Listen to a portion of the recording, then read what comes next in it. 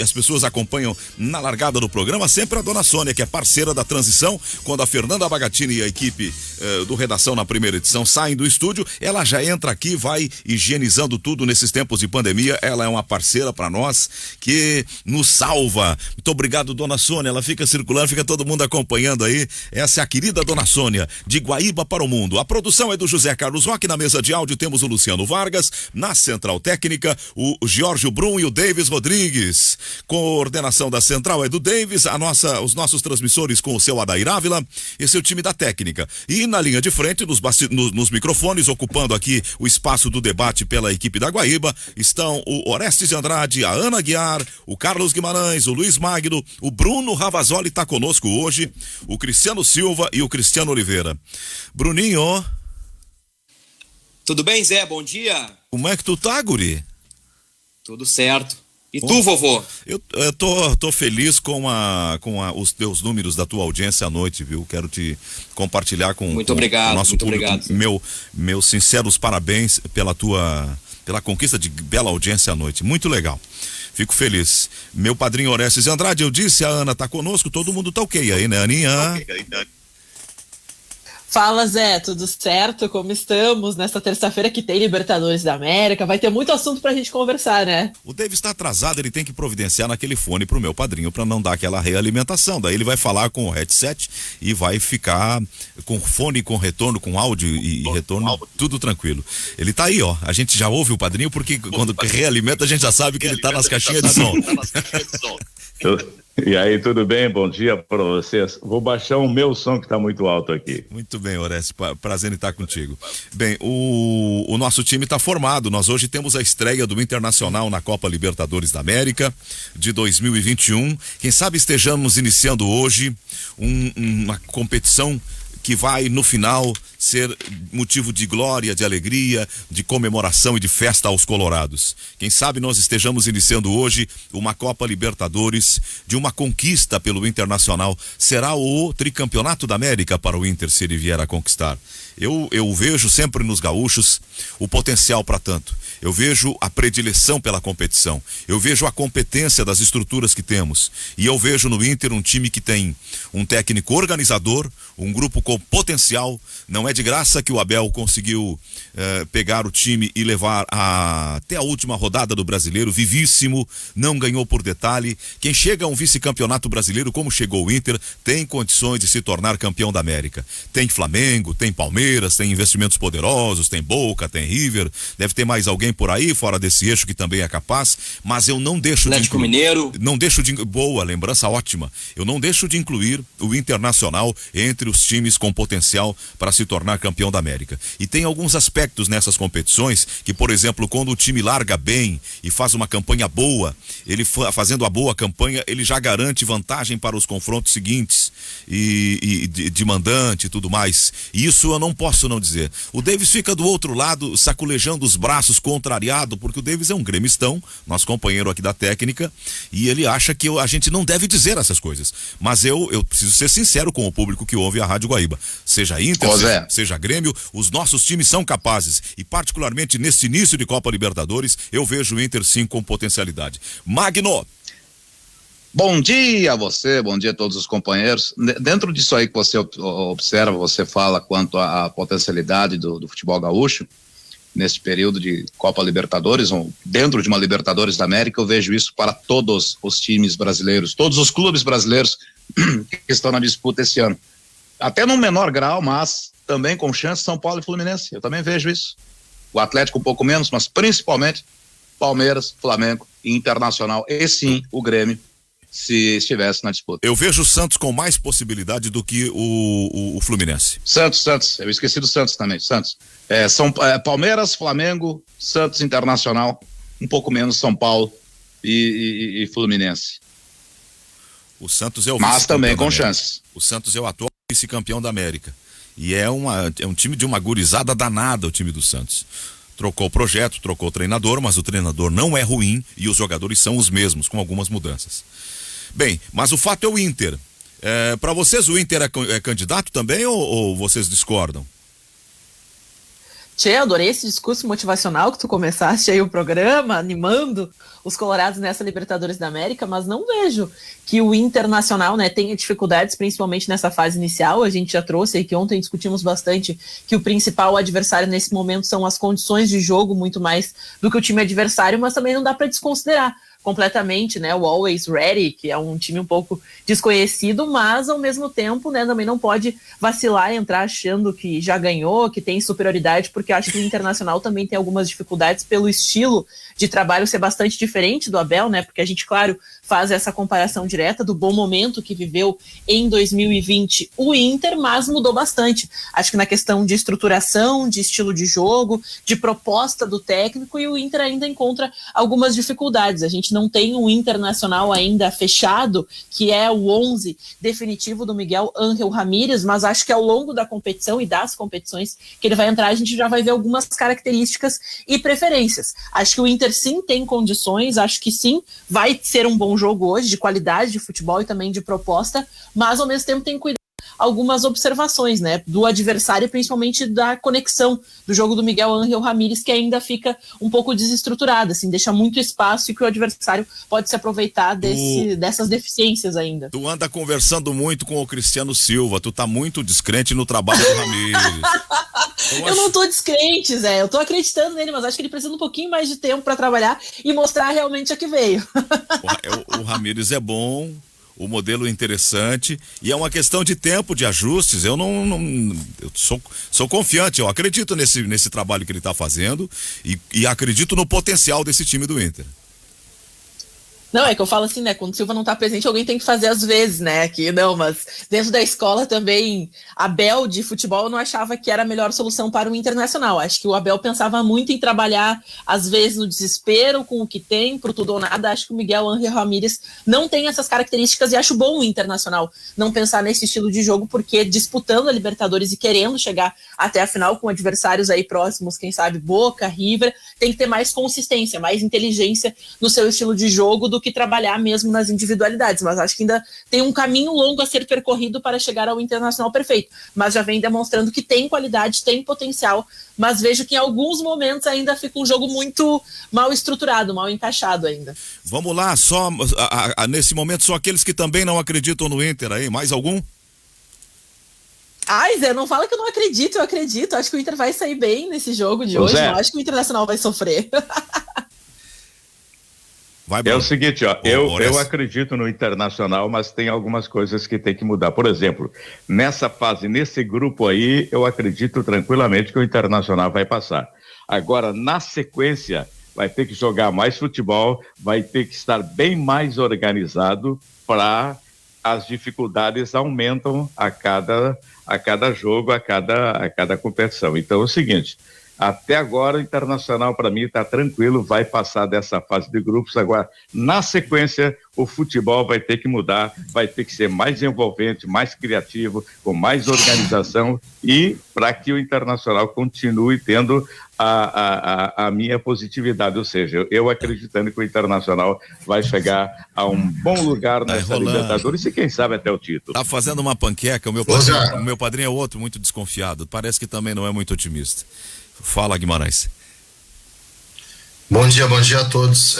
Eu acho que não é uma questão de acreditar ou não acreditar. Esse lance só é torcida, né? Eu não tenho que acreditar ou deixar de acreditar, eu acho.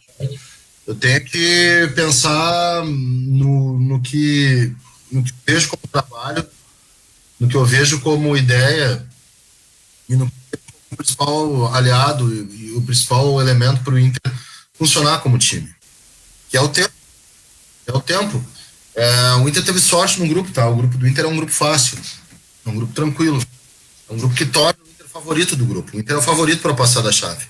Isso mesmo que o treinador fosse outro, o Inter é o favorito pela diferença de jogadores em relação a, especialmente, 2 dos 3 adversários, né? Pela diferença de tamanho, de ambição, etc. Eu acho que o Inter tem que entrar na Libertadores para pensar em ganhar, obviamente. Mas eu acho que ainda o Ramírez como algo pronto é uma coisa que a gente não deve fazer. O time do Ramírez não está nada pronto. E talvez não fique nem depois do final da fase. O importante é o resultado nessa primeira fase, para que pegue conjunto, para que pegue ideia, e aí sim, nas oitavas de final a gente pode chegar a uma avaliação. Bom, passamos a primeira fase, o que temos, né? Como o Inter tende a se comportar a partir de agora. Então, eu acredito ou não acredito que o Inter, sei lá, acho que o Inter tem que pensar em ganhar a Libertadores. Né? Eu não sou um cara assim, eu aprendi a não criar expectativas em algumas coisas, né? Nem expectativas festivas, nem expectativas trágicas. A não ser quando se apresenta de fato uma coisa mais clara. Mas eu não estou sendo festivo, Carlos. O Internacional é vice-campeão brasileiro, para o vice-campeão do mundo, o Flamengo, para o Palmeiras, campeão da América, num campeonato duríssimo que tinha mais Santos, que é vice-campeão da América, tinha mais Grêmio, que está sempre brigando, tinha uma série de outros times bons, Atlético Mineiro com grandes investimentos, e o Inter foi o segundo, só perdeu para o Flamengo por 1 ponto. Então não é uma coisa miúda qualquer. Não é não é um narrador festivo apenas, é uma constatação baseada em dados de uma realidade atual. Não é tão atual porque o treinador era outro, Zé. O modelo era outro. Mas os jogadores são os mesmos. Esse é o principal ponto. Mas o modelo era outro.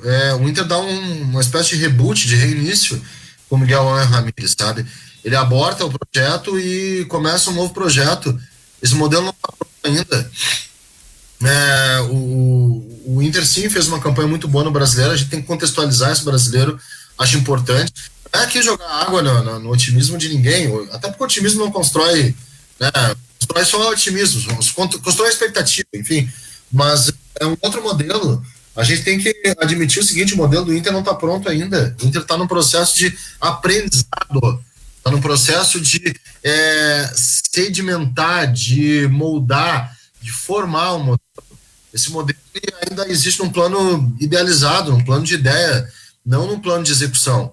É por isso que eu frio um pouquinho essa expectativa de considerar o Inter candidato. Acho que, se for responder ela só sim ou não, ok, eu acho que pode ser um candidato, sim. Tem que lutar para ser um candidato, né? Mas é muita calma, porque é um processo bem lento e a gente tem que aprender a lidar muito mais com o acompanhamento do processo, na minha opinião, acompanhamento do processo, do que com a criação de uma expectativa que daqui a pouco pode confirmar. Os jogadores podem responder negativamente a esse processo. A torcida pode responder negativamente a esse processo e balança o processo. A opinião pública. O cara pode tomar pau e se esgotar do processo. Tem várias coisas, né, que tensionam essa ideia, que ainda é no plano da ideia. Então, sim, o teu discurso me pareceu otimista, tá? Me pareceu uma coisa, nós somos me pareceu e é justificado. Eu entendo que tem gente que possa ter um discurso otimista sem problema, mas eu entro com um pouquinho mais de pé no chão, como diria Argel Fux, para refletir sobre algo que tem que ser refletido. A gente,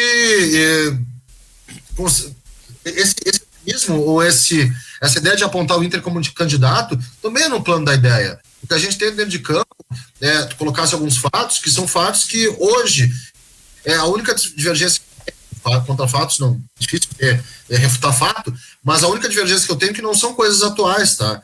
O modelo atual é um modelo que não jogou o Campeonato Brasileiro, não disputou o Campeonato Brasileiro, é um outro modelo. Então a gente tem que avaliar como que esse modelo está sendo construído. Eu acho que é uma chance muito boa para a gente ver na nossa frente um modelo sendo construído, a construção de um modelo. É um trabalho quase assim de arquiteto da coisa, né? Uma arquitetura que está se construindo. Não é uma coisa já pronta, não é o time do brasileiro. Eu discordo que seja o time do brasileiro. Para mim é um novo modelo, bem diferente do time que conquistou o vice-campeonato brasileiro. E acho que as principais diferenças também passam, Zé, pela questão da individualidade, que antes era algo explorado, vamos dizer assim, bastante pelo Abel. Ele tinha essas características de dar liberdade para o jogador e até estruturar o time em alguns momentos, nos últimos minutos do jogo, para cima das individualidades. E o Miguel Ángel Ramírez não tem essas características. Na realidade, acho que, não sei se é uma solicitação, mas pelo estilo de jogo, não pode existir esse tipo de iniciativa, onde se busca muito conquistar o campo, onde se busca essa jogada individual, onde se deixa alguém fincado, né, na área adversária para conseguir, quem sabe, ter uma finalização. Essa consistência de jogo é bastante diferente. Então, por mais que a gente tenha as mesmas peças, a ideia por trás do jogo é bastante distinta do que a gente viu do Internacional no passado. Tanto que a gente fala, e vem trazendo aqui Patrick, Galhardo, o próprio Guerreiro, eles vêm sofrendo críticas da torcida pela sua atuação, porque o estilo de jogo que é solicitado deles é bastante diferente do que se vinha observando, inclusive não dando oportunidade em alguns momentos de mostrar exatamente as características desses jogadores, porque o sistema não comporta. Se eles têm características como no passado, vamos dizer assim, do Patrick, do enfrentamento corpo a corpo, de buscar o gramado, às vezes ele chega e não tem ninguém para finalizar, o próprio Guerreiro que não fica parado, né, esperando apenas para finalização, o Galhardo que caiu ainda com o Abel muito de produtividade, todas essas características o torcedor cobra, mas se eles se ficar desta forma ou se jogar desse jeito, vai deixar muito espaço, vai sobrar gente, que o Oliveira gosta muito, né, de falar, que puxa a marcação, puxa os jogadores, puxa o time adversário. Então no embate 1-1 sempre vai ter prejuízo o Internacional se deixar os jogadores, né, lá na frente, ou quem sabe com características individuais sendo as mais solicitadas na hora do jogo. Bom, Ô Zé, o Cristiano ia falar, mas vai, Bruno, ele liberou para ti. sobre esse primeiro debate teu com Guimarães a respeito de otimismo ou não otimismo em relação ao Inter, essa primeira fase da Libertadores, ela vai servir para preparar o terreno para o que vem pela frente. A gente não sabe quanto tempo vai demorar para o Inter do Ramírez engrenar. A gente não sabe se o Flamengo do Rogério Ceni vai engrenar. O Palmeiras do Abel Ferreira. O São Paulo do Crespo é uma grata surpresa nesse início de temporada. Tudo indica que o São Paulo também é um candidato. Então eu coloco o Inter no bolo com outros bons times do futebol sul-americano. Eu acho que o Del Valle é um candidato. Recentemente é campeão da Sul-Americana. Não vamos desprezar o Del Valle por ser um clube equatoriano. Eu acho que o Del Valle tem bola para brigar lá na frente, chegando a, quem sabe, uma semifinal, ou até mesmo disputando o título. Sempre temos River e Boca como adversários fortes. O Vélez Sarsfield, eu não tenho acompanhado os jogos do Vélez, mas pelo que eu ouço, é um time qualificado, é um time que pode fazer frente ao Flamengo hoje à noite. Então, nessa primeira fase da Libertadores, a gente vê aqueles mesmos candidatos de sempre, e o Inter está no bolo. A partir das oitavas de final, nós já vamos ter um cenário um pouco diferente em relação à Libertadores, mas é inegável que o Inter é sim um dos favoritos, porque é um time competitivo, a base é a mesma dos últimos anos, desde 2018 para cá, tendo como primeiro treinador o Odair Hellmann, pós Série B de 2017, de lá para cá o Inter se mostrou um time muito competitivo, e eu já falei algumas vezes sobre isso. O Inter foi terceiro de um campeonato brasileiro, o Inter foi vice da Copa do Brasil, ano passado foi vice do Campeonato Brasileiro, caiu nos pênaltis na Copa do Brasil, caiu nos pênaltis na Libertadores. Eu vejo o Inter batendo na trave, mas como teve uma mudança de pensamento no meio do caminho, eu não consigo considerar o Inter um favorito, mas sim digo que é um time competitivo, e lá na frente o Inter, quem sabe, pode brigar pelo tri da Libertadores. Vai depender também do crescimento do trabalho do Miguel Ángel Ramírez, e isso até é um pouco óbvio, e eu coloco, por exemplo, o Fluminense do Roger, incógnita. O Santos do Ariel Roland é uma incógnita. E sobre o grupo do Inter, o Inter de fato é favorito, e o X da questão para mim é o boliviano, é o Always Red. Esse é o X da questão para mim. O Always Red pretende fazer 100% de aproveitamento jogando na altura de La Paz. E eu volto com o exemplo de 2015, quando o Inter do Aguirre, também no início de trabalho e sendo um time superior, perde para o The Strongest por 3-1. A gente sabe que é sempre difícil jogar na altitude.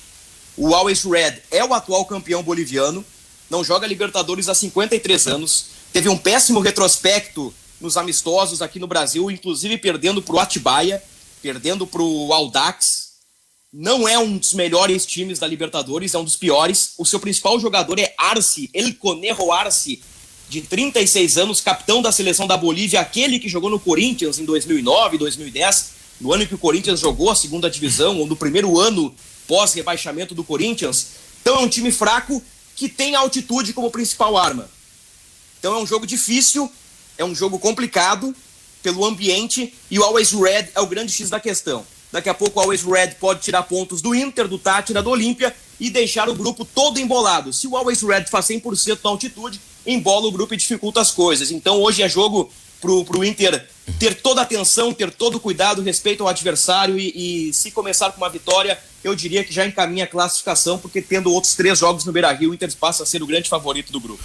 Bom, ao contrário do que o nobre apresentador falou, em relação ao que eu penso do Internacional e do que projeta o Inter com o Miguel Ángel Ramírez, sim, eu particularmente não gosto daquela saída de 3 que o Fernando Diniz fazia no São Paulo, que o Miguel Ramírez fazia lá no Independiente Del Valle. Acho que a grande chance do Miguel Ángel Ramírez, o maior clube que ele está treinando é o Inter, assim como foi o Cudê quando veio para o Internacional. Aquela saída de toca para o lado, cruza a bola na frente da área, eu não gosto, é uma questão particular minha. Simples. Torço para que dê certo. Acho que hoje o Inter contra o Always Red tem obrigação de ganhar e ganhar bem, porque o Always Red fede de ruim. A quase 4 mil metros não é fácil. Olha, velho, o time é ruim. Não, mano, é questão desumana. Bom, eu te borrifei? Não, eu só tô então, fazendo pontualmente uma observação que não é simples. O Always Red é ruim. É ruim. Veio aqui, perdeu pro Atibaia, que disputa A2. A preparação do Always Red foi aqui em São Paulo, perdeu para a Portuguesa. Ah, bom, tá, o maior aliado é a altitude, sim, mas teve time que ganhou em La Paz, né? Teve time brasileiro, teve time que não joga na altitude e ganhou em La Paz. A história indica isso, não indica? Então o Inter tem que ir lá e ganhar. O Inter tem que ir lá e ganhar. É obrigação do Inter ganhar lá. É obrigação do Inter vencer. Acho o time do Inter não favorito para ganhar a Libertadores. Se o Miguel Ángel Ramírez tem que dar tempo para o treinador, que está mudando uma filosofia, a direção tem que abraçar o técnico e proteger o treinador, porque ela tem convicção naquilo que o Miguel Ángel Ramírez faz, porque senão não teria ido lá contratar e assinado um pré-contrato para ele não acertar com nenhum clube antes da virada do ano. Se tem convicção, entrevistou o cara, sabe como é que é o trabalho dele, tem que abraçar. Mas não vejo o Inter como favorito hoje para ganhar a Libertadores. De repente, por umas, quartas de final, pode ser que vá até lá, vai tentar ir o mais longe possível para ir faturando a premiação que a Conmebol paga. O time do Inter hoje é um time, pelo menos foi o que me passaram, a fonte é boa, a fonte é lá de dentro, assiste palestra, tá no dia a dia. O Inter hoje vai mudar a escalação. E é uma tônica do técnico Miguel Ángel Ramírez, porque ele mesmo já disse que não vai repetir a escalação e vai formar o time conforme a dificuldade agora da altitude e também do adversário. Se confirmar a equipe que a minha fonte passou, vai ser Lomba, Heitor, Cuesta, Zé Gabriel e Moisés, Dourado, Edenilson, Maurício, Caio Vidal, Galhardo e Palácios, com Yuri Alberto no banco. Um time que me parece mais leve, com uma gurizada que não sei se vai sentir a altitude ou não, mas segundo a informação é esta equipe que vai iniciar a partida hoje contra o Always Red. Repete para nós aí, por gentileza, Cristiano. Lomba, Heitor, Cuesta, Zé Gabriel e Moisés, Dourado, Edenilson, Maurício, Caio Vidal, Galhardo, Thiago Galhardo e o Palácios. Lembrando que o Guerreiro ficou em Porto Alegre, tá? Pois é, Maurício de novo e Caio Vidal, é? Maurício, Caio Vidal, Galhardo e Palácios.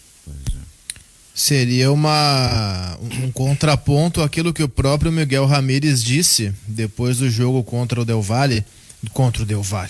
o Aimoré, que quando jogasse o Galhardo, ele jogaria com pontas de pé trocado, porque ele entende que o Galhardo potencializa essa característica. O Galhardo saindo da área, ele abre brecha para que o ponta entre na diagonal e consiga finalizar. Então, se fosse daqui a pouco Palácios de um lado e Maurício de outro, poderia. Maurício canhoto na direita, Palácios destro na esquerda. Agora, com esse time de Maurício mais Caio Vidal, mais Palácios, mais Galhardo, obrigatoriamente o ponta direita seria destro. Porque o Maurício não vai jogar no ataque para o Caio Vidal jogar no meio. Isso não vai acontecer, muito menos Palácios. Então talvez pinte alguma alteração nesse sentido. O que me parece desse jogo e pode parecer contraditório, mas não é, basta lembrar que o Inter vai jogar a quase 4.000 metros de altura. Eu acho que não é um jogo assim com um favorito muito claro. Se fosse ao nível do mar, sim, sem dúvida. Se fosse ao nível do mar, 2 vira, 4 termina e vai um abraço, tá? Agora, na altitude, não. Na altitude é diferente. Na altitude, nós lembramos de ou podemos lembrar de alguns jogos recentes da dupla Grenal e de outros brasileiros penando para jogar até em Quito, que é muito menos do que La Paz, né? La Paz é 1.000 metros acima de Quito, que já é alto. São quase 4.000 metros, 3.600 e poucos a altitude de La Paz. Então acho que isso pesa, não dá para menosprezar, não dá para tirar esse elemento do jogo, o elemento da altitude de La Paz. Isso pesa, o ar é rarefeito, na hora de dar um pique, na hora de dar aquele gás, na hora de bater na bola, tudo isso interfere. Então, ontem especialmente, quando o Ravazoli me perguntava à noite no Guaíba Esportes qual seria o grande desafio do Inter hoje, se era o adversário desconhecido ou se era a altitude, eu respondi sem titubear a altitude justamente por causa disso. Porque o Always Ready, ele pode ser desconhecido, como indiscutivelmente é desconhecido, para o torcedor, porque o torcedor ele não tem a obrigação de pesquisar quem é o Always Ready, quem joga, quem não joga, qual é a estratégia, qual não é. O torcedor não tem essa obrigação. Nós que trabalhamos no dia a dia e que vamos comentar e trabalhar e debater e repercutir o jogo, nós temos a obrigação e a gente consegue. Era da informação, não era da internet, você vai lá, pesquisa e você vê os últimos jogos do Always Ready, como foi bem, quem foi mal, quem contratou, quem não contratou. E aí tem uma base de dados sobre esse time. Isso a gente que está aqui fora. Imagina quem está dentro do Inter. O pessoal de comissão técnica do Inter, o pessoal sabe quais são as jogadas ensaiadas, como é que eles jogam, quem é ruim, quem é bom, quem é lento, quem é rápido. Então o grau de informação do torcedor pode ser muito pequeno, agora de quem trabalha no Inter é grande. O desafio de fato é a altitude, porque esse time ao nível do mar, foi isso aí que já relataram, que eu vinha trazendo desde o sorteio, um time que perdeu para a Portuguesa, é um time que levou 3-0 do Atibaia, é um time que perdeu para o Osasco Audax, que passou pelo Brasil e a única vitória que conseguiu foi contra o time B do Santos. Então, ao nível do mar, é isso aí. O zagueiro deles jogava no Cuiabá ano passado, o Everton brasileiro. Oliveira. O Arce que joga no ataque deles hoje é aquele da famosa narração, que o narrador se irrita e fala, vai aí, M. Arce, que ele erra um gol na cara do goleiro. Então, esse é o Always Red. Tem um goleiro de seleção que jogou no Boca, que é o Lampe. Tem o Arce na frente, que é de seleção, mas é muito fraco. E é isso. Esse é o time. Agora, tem altitude. E tendo altitude, o cenário se modifica. Justamente esse é o ponto. O grande meia articulador do Always Ready é a altitude. Esse que é o grande jogador do Always Ready. Para mim é um Ayacucho que chegou. Só isso. O desafio é esse. Não perder e, se possível, vencer em La Paz. Porque em Porto Alegre não é nem 2, 4... É 2 vira, 4 termina. É 4 vira, 8 termina. Não há outra situação. Pontos na altitude La Paz é que vão definir se Inter ou Olímpia vão ou qual dos dois será o líder ou o campeão deste grupo. É que ainda falando, né, sobre a questão do adversário e das condições, claro, a gente também não pode desconsiderar o adversário, não pode tirar os 11 que estão do outro lado, mas acho que o principal prejuízo ou perigo do Internacional neste momento, claro, a qualidade não é das melhores do adversário, mas o Inter também acaba pecando, e acho que o Silva trouxe informações importantes, que a gente também já discutiu, aqui que em alguns momentos na saída de bola, que começa lá atrás, com aquela troca de passes entre o goleiro com os zagueiros, acho que às vezes cria oportunidades, a gente fala assim, às vezes faz o time adversário rir, se pressionar, consegue uma roubada de bola e criar oportunidades. A gente, claro, o adversário não é o dos mais perigosos, mas as próprias dificuldades que o Internacional vem enfrentando em alguns momentos do jogo, e principalmente pelas características do estilo do Ramírez, de até escalar, de incentivar esse início de jogada lá atrás, ainda no campo, no início do campo do Internacional, acho que isso acaba dificultando. E se tem uma certa inteligência ou malícia, né, do time adversário em impressionar, em criar, quem sabe, uma situação de pegar fogo do outro lado e começar lá em cima, pode vir a ter algum prejuízo, pode vir a ter algum equívoco, aqueles gols bobos que a gente fala que acontecem às vezes nas partidas. O Palmeiras, ano passado, ele venceu o Bolívar lá em La Paz por 2-1. Ele quebrou a marca. Há 37 anos um time brasileiro não vencia o Bolívar em La Paz. O Bolívar tem muito mais história do que o sempre prontos, que vai ser o adversário do Inter hoje. E o Palmeiras foi lá e ganhou na altitude. É o seguinte, ó. O Cristiano, essa escalação que o Cristiano colocou aí no ar, essa escalação do Ramírez, ela é relacionada aos jogadores mais jovens, que vão entrar um time jovem, está relacionada com a altitude, ou é o time que ele quer colocar mesmo? Não tem nada a ver com a altitude de colocar jogadores mais jovens hoje. Eu imagino, Orestes, que seja pelo fato da altitude. É tudo aquilo que já se falou do Miguel Ángel Ramírez. Um time joga conforme a necessidade da partida e do adversário. Se essa escalação realmente for confirmada, e a informação é boa, eu acredito muito que ela seja muito mais pela altitude. Daqui a pouco os mais jovens têm um condicionamento melhor para encarar o ar rarefeito dos 3.600 metros acima do nível do mar. Isso tudo passa também pelo departamento de fisiologia do Inter. Não, mas é que aí se fosse pelos mais jovens, jogaria o Yuri Alberto na frente, né? Não jogaria o Galhardo. Pois é. Eu não sei se é só isso, não. Eu acho que tem muito a ver com o adversário, tá? Eu acho que o Miguel Ramírez, ele não vai desconsiderar a altitude. Eu tô no caminho aqui agora da leitura das entrevistas dele, tá? Eu acho que ele não vai desconsiderar a altitude, mas até certo ponto eu acho que ele tá menosprezando. Talvez porque ele no Del Valle jogou muito tempo na altitude, acho que é uma coisa normal, tranquila.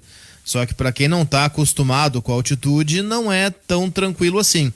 Então, naquela entrevista do Aimoré, ele disse que é importante, mas não é tudo isso, que ele vê, especialmente brasileiros quando vão para lá, estão mais preocupados com a altitude que com outra coisa, e se preocupam e até mentalmente prestam mais atenção nisso do que no jogo. Ele foi por esse lado na entrevista coletiva, de dizer que, olha, é importante, mas não é tudo. Eu tenho o pé atrás, eu tô falando assim, lendo a entrevista. Eu nunca tive na altitude, vários de vocês tiveram, eu nunca fui para La Paz, por exemplo, tá? Agora, qualquer relato de qualquer jogador brasileiro acostumado a jogar no nível do mar que vai para La Paz, é um relato de que sente, de que complica, e de que puxa o ar e o ar não vem, e de que pega na bola e a bola vai mais rápido, e que é diferente. Então, eu acho que ele não tá considerando a altitude para escalar o time. E eu não sei até que ponto isso não é preocupante. Eu não sei se daqui a pouco, eu acho que ele pode estar considerando sim a questão dos... Claro, o Galhardo é mais velho que o Yuri Alberto, mas, por exemplo, Caio Vidal e Palácio são mais jovens que o Patrick. Daqui a pouco um esquema diferente. Se for essa escalação, sinceramente é difícil, a gente não acompanha treinos, a gente vai muito naquilo que ele fala, o que a gente vê nos jogos. Zé Gabriel uma hora é titular, outra hora é o Lucas Ribeiro, enfim. Eu tô levando em conta isso, tô levando em conta o que ele fala. E levando em conta o que ele fala, que é o famoso discurso oficial, o que ele fala é isso, é que ele vai montar o time conforme o adversário. E após o Moré, que foi a última partida do Inter, ele disse que montaria conforme o adversário e não em relação à altitude. Então eu tô levando em conta o que ele falou. Agora, se ele vai fazer algo diferente, aí é realmente só esperar a confirmação dessa escalação para ver. Não é, sinceramente, uma nominata que me agrade, tá? Agora, eu também preciso dizer que eu não assisto aos jogos do Always Ready. Eu não vou mentir aqui pro ouvinte que eu acompanho os jogos do Campeonato Boliviano, porque eu não acompanho. Agora, eu minimamente fui atrás de pesquisar, de saber como é que joga, quem são os principais jogadores, quem não são. Quem tá bolando o time conforme a análise do adversário é o Miguel Ramírez. E aí ele já disse, né, que especialmente em relação ao centroavante, ele vai escalar não por momento, mas por característica. Então ele está entendendo que para pegar o Always Ready, o Thiago Galhardo é mais interessante que Yuri Alberto. Vamos ver. 11h36, a hora certa é Carrefour. O ouvinte Matheus de Guaíba diz: em 2011 o Inter fez 4-1 no Jorge Wilstermann, lá em Cochabamba. Dá para ganhar, senão os bolivianos já teriam vencido alguma Libertadores. É um raciocínio do nosso ouvinte de Guaíba que está ligado conosco. Esse aqui é o Marcelo. O problema são os jogos de volta com os bolivianos, né? Eles não ganham os de volta.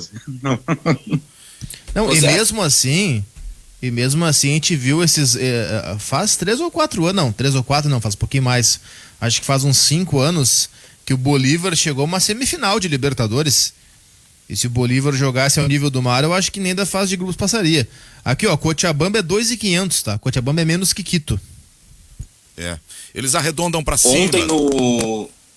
Vai, Bruno. Hein, Zé, ontem no Guaíba Esportes, eu reproduzi um dos gols do Inter nessa vitória sobre o Jorge Wilstermann em 2011 por 4-1, narração do Orestes de Andrade. Eu reproduzi o segundo gol, que foi marcado por Leandro Damião com assistência do Guinha Azul. Deixa eu ver se eu lembro de cabeça aqui o time do Inter. Eu passei ontem no Guaíba Esportes: Lauro, Ney, Rodrigo, Sorondo e Kleber, Tinga, Guinha Azul, Oscar, Damião, e eu vou ficar devendo os outros dois. Talvez Andrezinho, Wilson Matias, talvez. Enfim, era por aí a base do Inter do Celso Roth, que venceu em Cochabamba por 4-1, Inter venceu de virada. Lembrando que o Inter pegou o The Strongest em 2015 e perdeu por 3-1. E em 2012, também na Libertadores, empatou com o The Strongest fora de casa por 1-1. E eu tenho aqui um retrospecto de brasileiros contra bolivianos. Brasileiros contra o Bolívar em La Paz. 13 jogos, 8 vitórias do Bolívar, 3 empates e 2 derrotas. Os dois times que ganharam do Bolívar em La Paz, o Grêmio em 83 e o Palmeiras em 2020. E contra o Strongest, 13 jogos em La Paz. O time boliviano tem 7 vitórias contra brasileiros, 3 empates e 3 derrotas. As vitórias dos brasileiros, Magno: Corinthians 2-0 em 2003, São Caetano 2-0 em 2004 e Atlético Mineiro 2-1 em 2013. Em 2000, o Strongest fez 5-1 no Juventude, na época Juventude campeão da Copa do Brasil. E daqui a pouco eu conto um pouquinho dos bastidores de uma viagem que eu fiz pro Grêmio, que eu fiz com o Grêmio em Quito em 2016, que o Grêmio foi 10 dias antes para se adaptar à altitude de 2.850 metros. Que ano é essa goleada com o Wilstermann? Do Juventude? 2000. Não, do Inter. 2011. O gol do Orestes ontem. O Zé Roberto fez gol. Eu tenho o time aqui. É Lauro, Ney, Rodrigo, Sorondo, Kleber, Guinha Azul, Tinga, Wilson Matias, Bolatti, Oscar, Andrezinho, Zé Roberto, Leandro Damião e Cavenaghi. Tem alguém que entrou e alguém saiu, mas esse foi o time que jogou. É isso aí, Cavenaghi. Quero 2011. saber se a comissão técnica já separou o cilindro de oxigênio. Em 2015 o Undershow não aguentou 30 minutos e pediu para sair. Aliás, não sei se 2 cilindros ou 4, mas foram cilindros de oxigênio. Felipe de Gravataí tá dizendo isso aqui. O Kubiak... eu ia até perguntar, agora você trouxe escalação, mas eu ia perguntar se não tava o Tyson nesse time, mas não, né? Já tinha saído, já tinha sido vendido.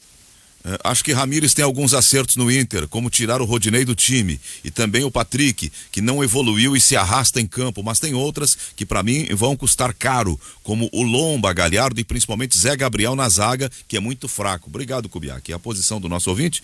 Esse outro tá dizendo assim: Zé Aldo, com os retornos do Saravia, do Bosquilha e do Guerreiro, mais a chegada do Tyson, o Inter está no pote dos favoritos. Esse elenco não deve nada pro Flamengo, pro Galo, pro Palmeiras, pro Boca e pro River. É o João de Porto Alegre que tá dizendo isso. O elenco não deve nada pro Flamengo, pro Palmeiras. Ele diz, repito... O elenco do Inter? Com os retornos de Saravia, de Bosquilha e Guerreiro, mais a chegada de Tyson, o Inter está no pote dos favoritos. Esse elenco não deve nada para Flamengo, Galo, Palmeiras, Boca e River. Deve, falta um zagueiro para jogar do lado do Cuesta. Só começa por aí. Tá me ouvindo agora? Oi, Guimarães, agora sim. Chamaste antes? Chamei. Não, eu tava fora da sala aqui. Como é que eu tô chegando aí? Hoje não tá muito especial, mas tá, dá pra entender. Tá uma droga, né? Não, até não. Não. Vamos lá. Eu acho que o Inter não chega nem perto do elenco do Flamengo, com todo... Elenco não, do time titular do Flamengo, com todo respeito ao ouvinte, nada contra o Inter, tá? Chega nem perto. O Flamengo é o time que tem do meio pra frente o melhor time do Brasil. O Inter não tem um jogador como o Gerson, que é precioso. Não, o Edenilson não é o Gerson, desculpa. O Inter não tem um jogador como o Gabigol, cara. O Gabigol é melhor que os atacantes que o Inter tem. Não tem um jogador como o Bruno Henrique. Mas tem o Tyson, ok? Mas ele... Calma, o Tyson é muito bom jogador. Eu acho que qualifica muito o time do Internacional, mas não é uma coisa do tipo de mudar da água pro vinho o Inter, tá? Não é a chegada do Tyson que, agora temos um super time, não. muita calma nessa hora. O Flamengo continua sendo, na minha opinião, um time bem superior ao time do Inter, né? Para mim, falta lateral. Os laterais do Flamengo, não vou nem comparar o que é o Felipe Luiz com o Moisés, né? É uma briga que chega a ser desleal. Muita calma nessa hora. Ou não precisa ter calma, pode ficar nesse otimismo desenfreado, só que depois, para cada expectativa criada, pode haver uma decepção muito grande, né? Eu acho que tem um o debate. Que talvez dê para comparar, Bruno, pertinente, eu tenho certeza que é, e vamos colocá-lo na sequência, mas o que dá talvez para comparar time titular, talvez, e se o Tyson corresponder à expectativa, é do meio para frente com o Palmeiras. No 11 contra Flamengo 11 não estava 1-0 pro Inter? Tá, mas era uma circunstância de jogo. A gente está discutindo a qualidade dos jogadores. Tava 1-1 no 11 o Flamengo contra 11, empatou mas... ainda no primeiro tempo. Mas o que tu sugere? Tu sugere que o Inter tem um time tão... Se o Inter fizesse 5-0 no Flamengo, o Flamengo continuaria sendo individualmente o melhor time. Porra, cara, vamos parar de comparar o Inter atual com o Inter do Abel, cara. É diferente, é muita diferença. Não, mas vamos parar. A comparação é elenco agora. Vamos criar time. Mas não vamos. Tá ok, mas vamos lá, time, tá? Time não é. Poxa, não vamos criar uma expectativa eufórica, absolutamente. Não, eu concordo contigo. Uma realidade. Sabe, o Tyson é muito bom jogador, mas ele não vai chegar e fazer mágica e fazer o Moisés jogar, ser um super lateral. O outro é o Felipe Luiz, gente. É como, sabe, é muita diferença. É diferença no tocar na bola, sabe? É muita diferença. Vamos ter cuidado com isso, porque o Zé tá fazendo esse discurso assim de realmente ter um otimismo a respeito do Inter. No 11 contra 11 estava 1-1, ok? O Inter perdeu para o Sport Recife, sabe?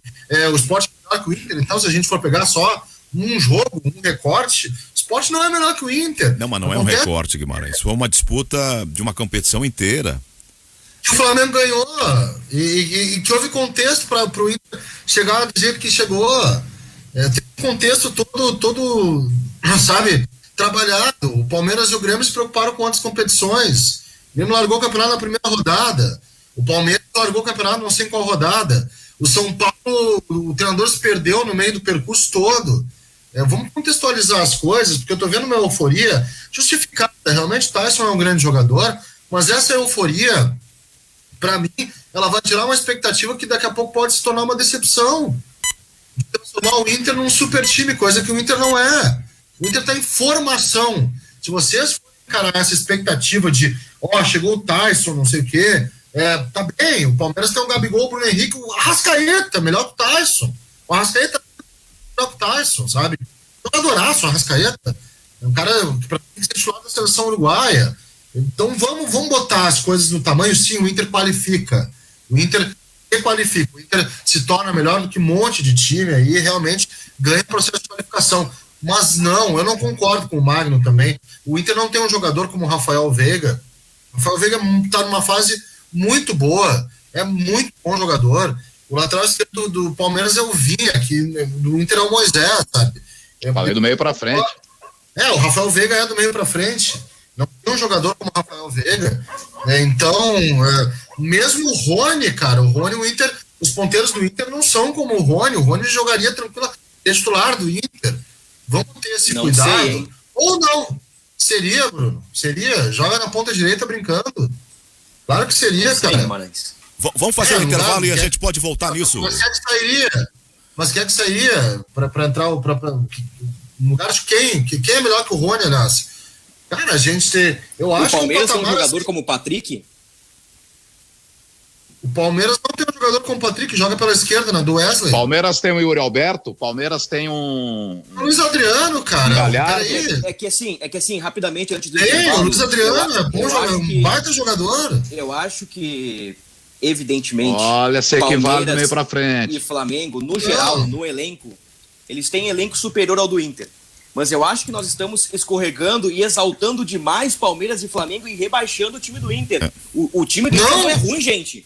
O time do Inter é extremamente competitivo. O time do Inter é um time em formação. O time do Inter não tem filosofia. Recém está sendo colocada uma filosofia que não sabe se vai aguentar Por 6 isso meses. que eu falei o C. O time do Inter tem que ter ter muita paciência com o que vem acontecendo. Bom, Mas, então não pessoal, vamos debater mais nada. Não, vamos tu debater pode, mais tu nada, pode, então. tu pode Vamos não querer somente- vamos debater. somente com aquilo. Pode querer. Sim. Tu pode até não querer debater, mas só que tu tem que encarar uma realidade. Existe uma filosofia que está sendo colocada agora, que é completamente diferente daquilo que o Inter vinha fazendo nos últimos 45 anos. E não sabemos qual é a capacidade de alcance dessa filosofia, não podemos ser definitivos. Eu tenho que esperar para ver. Eu tenho um ponto de interrogação. Eu tenho um ponto de interrogação que se chama aquilo que se projeta para o Internacional, que o técnico projeta fazer. Eu tenho esse ponto de interrogação. Eu já tenho o que ele já fez com o Independiente Del Valle, e como eu já disse, essa história do sistema defensivo, eu tenho as minhas dúvidas. Do meio pra frente, eu achei o time do Del Valle legal, ó. Na época que o Miguel Ramírez era legal de ver, um futebol diferente, bacana. Ponto. Eu não sei se esta estrutura, esta ideia será absorvida de maneira plena pelos jogadores do Inter. Exato. No caso do Palmeiras, eu já sei o que o Palmeiras tem, onde o Palmeiras chegou com o novo técnico. No caso do Flamengo, a mesma coisa, que chegou com o Jorge Jesus e que chegou com o Rogério Ceni. É simples. O Inter chegou com o Odair. São 10 pro meio-dia, guris. Eu preciso interromper. O Inter chegou com o Odair, não levantou taça. O Cudê chegou aqui, foi embora sem mel nem porongo. E o Abel faltou um gol para ser campeão. Perdeu pro Flamengo. Estamos chegando agora 11 pro meio-dia. Eu tenho que fazer o intervalo. E outra situação. Só um pouquinho. Outra situação. Odair era um sistema de jogo. Abel e Cudê, um outro sistema, e Abel um outro sistema. Completamente diferente. Esses 3 técnicos com o que está se vendo com o Inter. Bom, a gente já volta.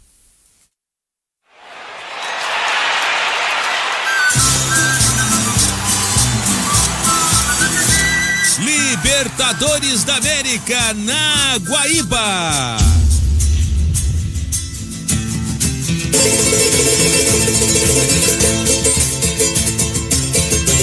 Esta terça-feira inicia a Libertadores da América para o Internacional e na altitude de La Paz. A partir das 6h40 da tarde, Always Red e Inter.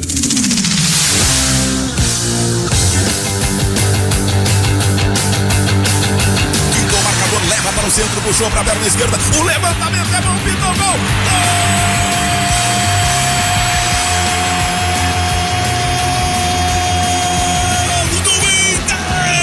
A narração será de José Aldo Pinheiro, comentários do Carlos Guimarães, reportagens Jason Lisboa.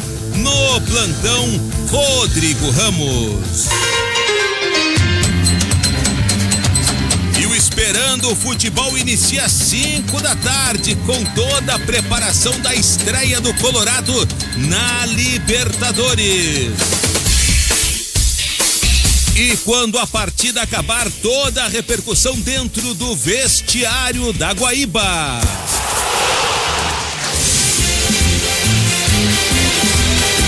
Futebol Guaíba. Oferecimento. Banrisul, o grande banco do sul. Fiat Mobi, tá tudo dominado. Fetraf RS, bancários em defesa da vida. E Sindi Bancários Porto Alegre. Diga sim a quem defende você. Tempo e placar para Ann Higgs e o comentarista para Dália Alimentos. Informação com credibilidade e alto astral, só com a equipe esportiva da Guaíba.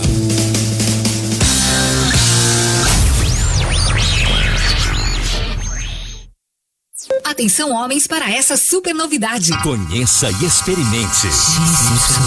XY8 é um poderoso afrodisíaco e energético sexual natural que age na corrente sanguínea em até 40 minutos após seu consumo. XY8 tem efeito duradouro de até 12 horas no seu organismo. XY8 auxilia homens com problemas de impotência sexual e ejaculação precoce. Tomando XY8, você estará sempre pronto. Tenha momentos de prazer e magia. E o que é melhor, satisfaça totalmente sua parceira com XY8.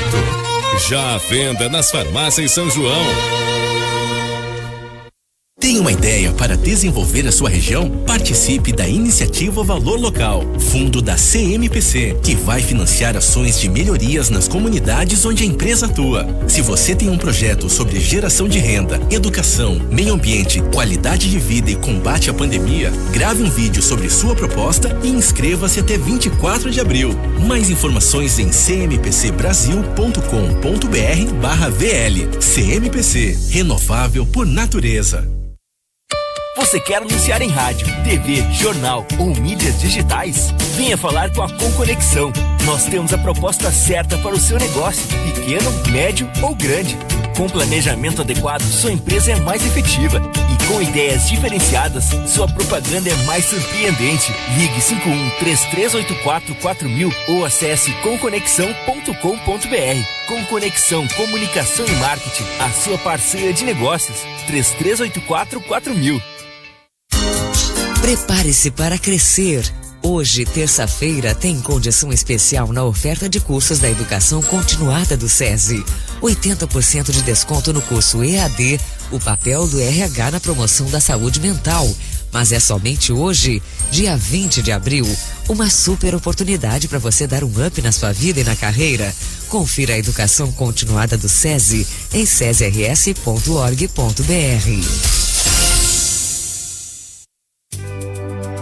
Com o novo Fundeb, o Fundo de Manutenção e Desenvolvimento da Educação Básica, o país terá mais recursos para a educação. E de onde vêm os recursos? Vem da arrecadação de impostos de estados e municípios, com uma contribuição da União que era de 10% e vai aumentar para 12% este ano e para 15% no ano que vem. E o que mais tem de novo? A complementação da União será mais bem distribuída, alcançando municípios de estados que antes não recebiam recursos federais. Tem novidade para atendimento às crianças? Sim, uma delas é o incentivo à educação infantil. Tem incentivo para quem visa o mercado de trabalho? Teremos mais recursos para a educação profissional técnica de nível médio. Gestores, conheçam as alterações e ajudem a promover uma educação básica de qualidade. Ministério da Educação. Governo Federal. Pátria Amada Brasil.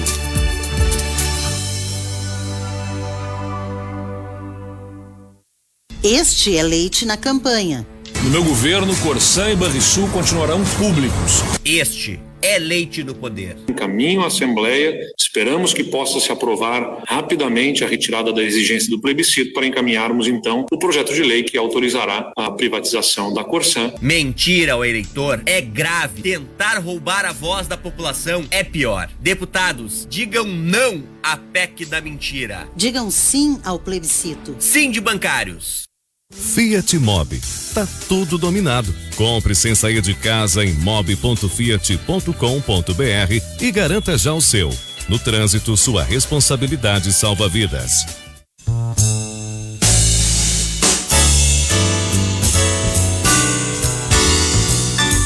Você está ouvindo na Guaíba, ganhando o jogo. Voltamos. 11h55, final de manhã, a hora certa é Carrefour, nós estamos com o debate do Ganhando o Jogo pela Guaíba. Deu uma boa esquentada aqui, o público até perguntou, a impressão minha é que tá um tanto nervosa a equipe hoje no estúdio. Felipe, ouvinte de São Paulo, obrigado, Felipe. Não tão nervoso, só estamos aqui discutindo ao estilo gaúcho. O gaúcho é um pouco acalorado no debate. O debate tá bom? Era o Bruno ou o Guimarães que estava com a palavra? Não, era eu. Eu só disse, desculpa Guimarães, só antes do intervalo ali, acho que ficou um pouquinho atropelado ali a minha manifestação. Não, só disse que eu discordo um pouquinho do Silva e do Guimarães. O Inter com o Odair, com outro estilo de jogo, competiu. Com o Eduardo Cudê, com outra ideia de jogo, competiu, tanto que foi primeiro ou segundo colocado do turno do Campeonato Brasileiro passado, e com uma ideia totalmente diferente com o Abel, quase foi campeão brasileiro no retorno. O que eu quero dizer é que, para mim, fica muito claro que o Inter tem um time bom, um time competitivo, e vem de uma sequência de trabalhos bons, com treinadores e ideias diferentes, e tem tudo para Miguel Ángel Ramírez dar certo. Precisamos dar tempo ao técnico espanhol, mas repito, o time do Inter é bom, vem de uma base e um time que está ganhando casca. Hoje o Inter é um time cascudo, e eu coloco o Inter como candidato. Agora, é claro que faltam algumas peças de reposição. Falta um zagueiro, falta, quem sabe, um outro volante, quando o Inter não tem Rodrigo Dourado, o Tyson acrescenta, é um jogador diferente, um jogador de outra prateleira, de outro patamar, e na comparação direta com o Flamengo, é claro que o Inter não tem um Bruno Henrique, um Gabigol, um Arrascaeta e um Everton Ribeiro entre os titulares, mas nos confrontos diretos, o Inter fez frente ao Flamengo. Eu lembro que em 2019, o jogo mais difícil, os jogos mais difíceis no mata-mata para o Flamengo foram exatamente os jogos contra o Inter, lá e aqui. Eu tenho um pensamento muito parecido com o do Bruno. A gente vai chegando em cima da hora. Eu até lembrava aqui, Guimarães, até lembrava aqui pro Cristiano fora do ar, o Palmeiras tinha um cano de time, era uma seleção brasileira. E os caras do Filipão iam lá, se calçavam com eles e vamos brigar, e é 11 contra 11, e pai, daqui um pouco ganhava 1-0, 2-1, 3-2. Existem vários precedentes. A Alemanha contra a Holanda em 74 entrou em campo com a Holanda campeã, mas ela foi a vencedora. Isso às vezes acontece. Ok, mas aí tu também tá dando tratamento ao Inter de zebra, não? Não, de zebra não. De time competitivo. Eu acho que é importante. Sim, não sabemos. Eu acho que o importante é competir. A Itália contra o Brasil em 82, é aí que o Zé quer chegar, Carlos. Mas eu chegar, Ema, tudo bem. O que eu percebi só, gente, o que eu percebi só era assim, o Guimarães, é o seguinte, tá? Oi. Nas falas do Zé, do Bruno e do Magno, eu senti só uma euforia demasiada, e eu acho que depois o Bruno colocou uma fala mais ponderada, sim, é competir, e o Inter foi competitivo, tá? Só que essa euforia de dar o Inter no status de favorito, ou de um dos favoritos, eu não sei. Aí eu vou junto com o Cristiano, cara, o time tem informação. Mais importante que nomes, veja bem, nomes são importantes, óbvio, fazem a diferença, mas é a gente saber como que esses nomes vão pegar aquilo que o Ramires vai passar. É um momento de transformação do Inter, gente. É isso que eu quero colocar. Então, Carlos. E parece, Magno, que o Tyson virou um super time, não virou. É só isso que eu quero conter. Eu sei que é um raciocínio antipático junto ao torcedor, né? Mas então nem vamos por esse raciocínio de euforia em torno do Inter. Eu sei que... Melhor futebol da América do Sul, Brasil, Argentina. Eu não vou dizer que o Tátira é favorito a Libertadores, vou dizer que um time brasileiro ou argentino é. Qual a gente consegue? Continua, professor. Claro, vem aí Fernanda Bagatini com as notícias e nós já voltamos. Rádio Guaíba. Informação com independência e credibilidade. FM 101.3, AM 720. Se é informação o que você quer, então ouça o que a gente tem a dizer.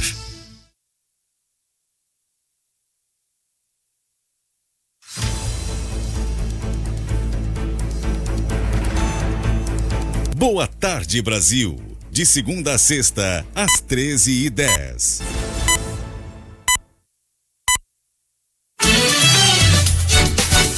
Guaíba Notícias.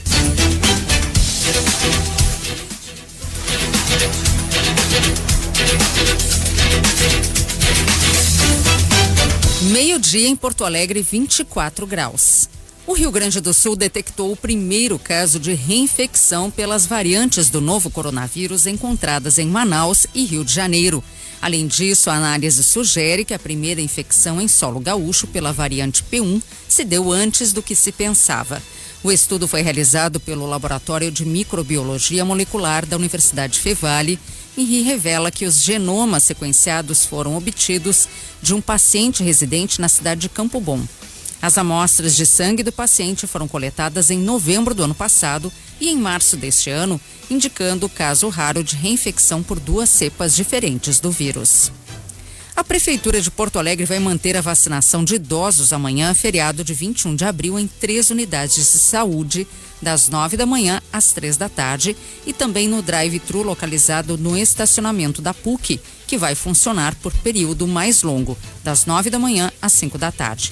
Conforme a Secretaria da Saúde, as unidades Rubem Berta, Glória e Tristeza seguirão vacinando pessoas acima de 61 anos e também as de faixa etária anteriormente contempladas. Informações do trânsito. Oferecimento Prostfin Gotas Prostáticas, porque prevenir é a melhor opção. Depois de 2 içamentos do vão móvel da Ponte do Rio Guaíba, nessa manhã de terça-feira, o trânsito pela BR-290 e pelas proximidades, ali na Voluntários da Pátria, Castelo Branco, Sertório e Farrapos, já está melhor, fluindo sem grandes dificuldades. Nesse momento, na capital, a gente não vê grandes pontos de lentidão, mas a Cis Brasil com fluxo intenso de veículos para quem segue com sentido ao centro, entre o Terminal Triângulo e o Viaduto Obirici. Passando essa parte melhor e você não encontra mais dificuldades, de qualquer maneira, a Sertório é uma boa alternativa que nesse momento está fluindo sem problemas. BIP, o melhor aplicativo de vendas para o seu negócio com desconto exclusivo para associados Cindy Lojas Porto Alegre. Consulte condições. Com informações do trânsito, Antônio Pereira. Tempo parcialmente nublado em Porto Alegre, agora na Rua Caldas Júnior, 24 graus. O presidente da Assembleia Legislativa, deputado Gabriel Souza, do MDB, anunciou hoje que colocará o parlamento à disposição do Supremo Tribunal Federal numa tentativa de acelerar a apreciação dos recursos que tratam das aulas presenciais no estado. A novidade possibilitará que o STF consulte a Assembleia sobre o atual panorama do setor no Rio Grande do Sul. Hoje, 2 recursos do governo do estado estão com análise pendente. O primeiro deles, que pede a autorização para a retomada das atividades nas escolas, está sob a relatoria do ministro Cássio Nunes Marques. O segundo, que está nas mãos de Ricardo Lewandowski, solicita que o STF interceda na ordem de prioridades do Plano Nacional de Imunizações, antecipando a liberação de doses da vacina contra a Covid-19 aos professores. Guaíba Notícias. Próximo informativo a 1h, com a segunda edição do Correspondente Guaíba.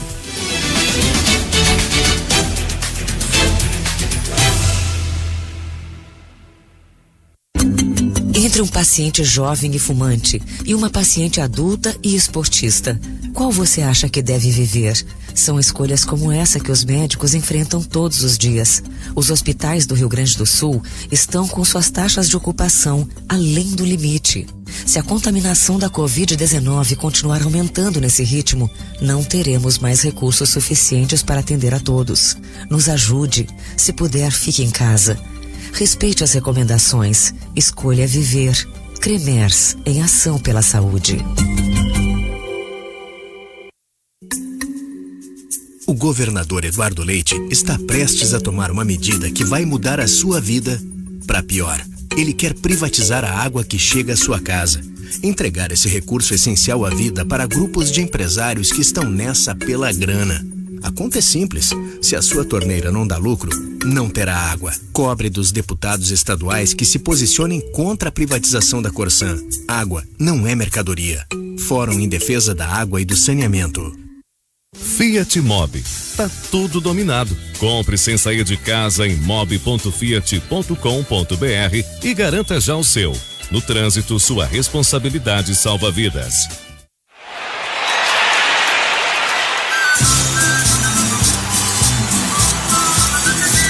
Libertadores da América na Guaíba.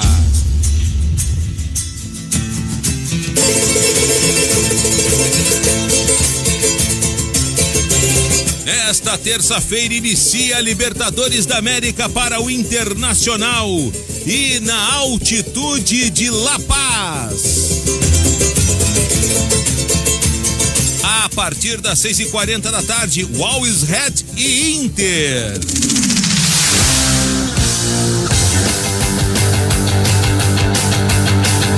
Pintou o marcador, leva para o centro, puxou para a perna esquerda. O levantamento é bom, pintou o gol.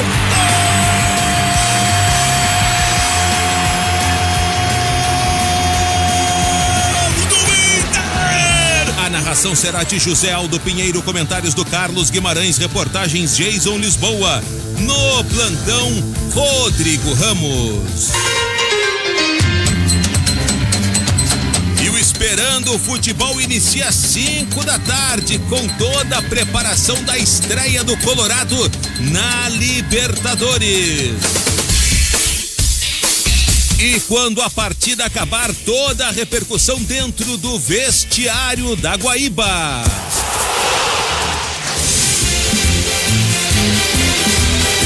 Futebol Guaíba. Oferecimento. Banrisul, o grande banco do sul. Fiat Mobi, tá tudo dominado. Fetraf RS, bancários em defesa da vida. E Cindy Bancários Porto Alegre. Diga sim a quem defende você. Tempo e placar para Ann Higgs e o comentarista para Dália Alimentos. Informação com credibilidade e alto astral, só com a equipe esportiva da Guaíba.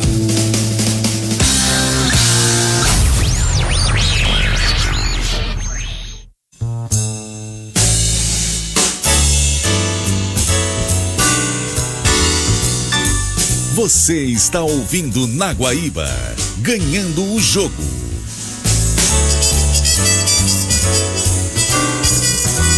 Retomamos agora 12:00 mais 7 minutos. A hora certa é Carrefour com o Ganhando o Jogo pela Guaíba. Todos merecem o melhor.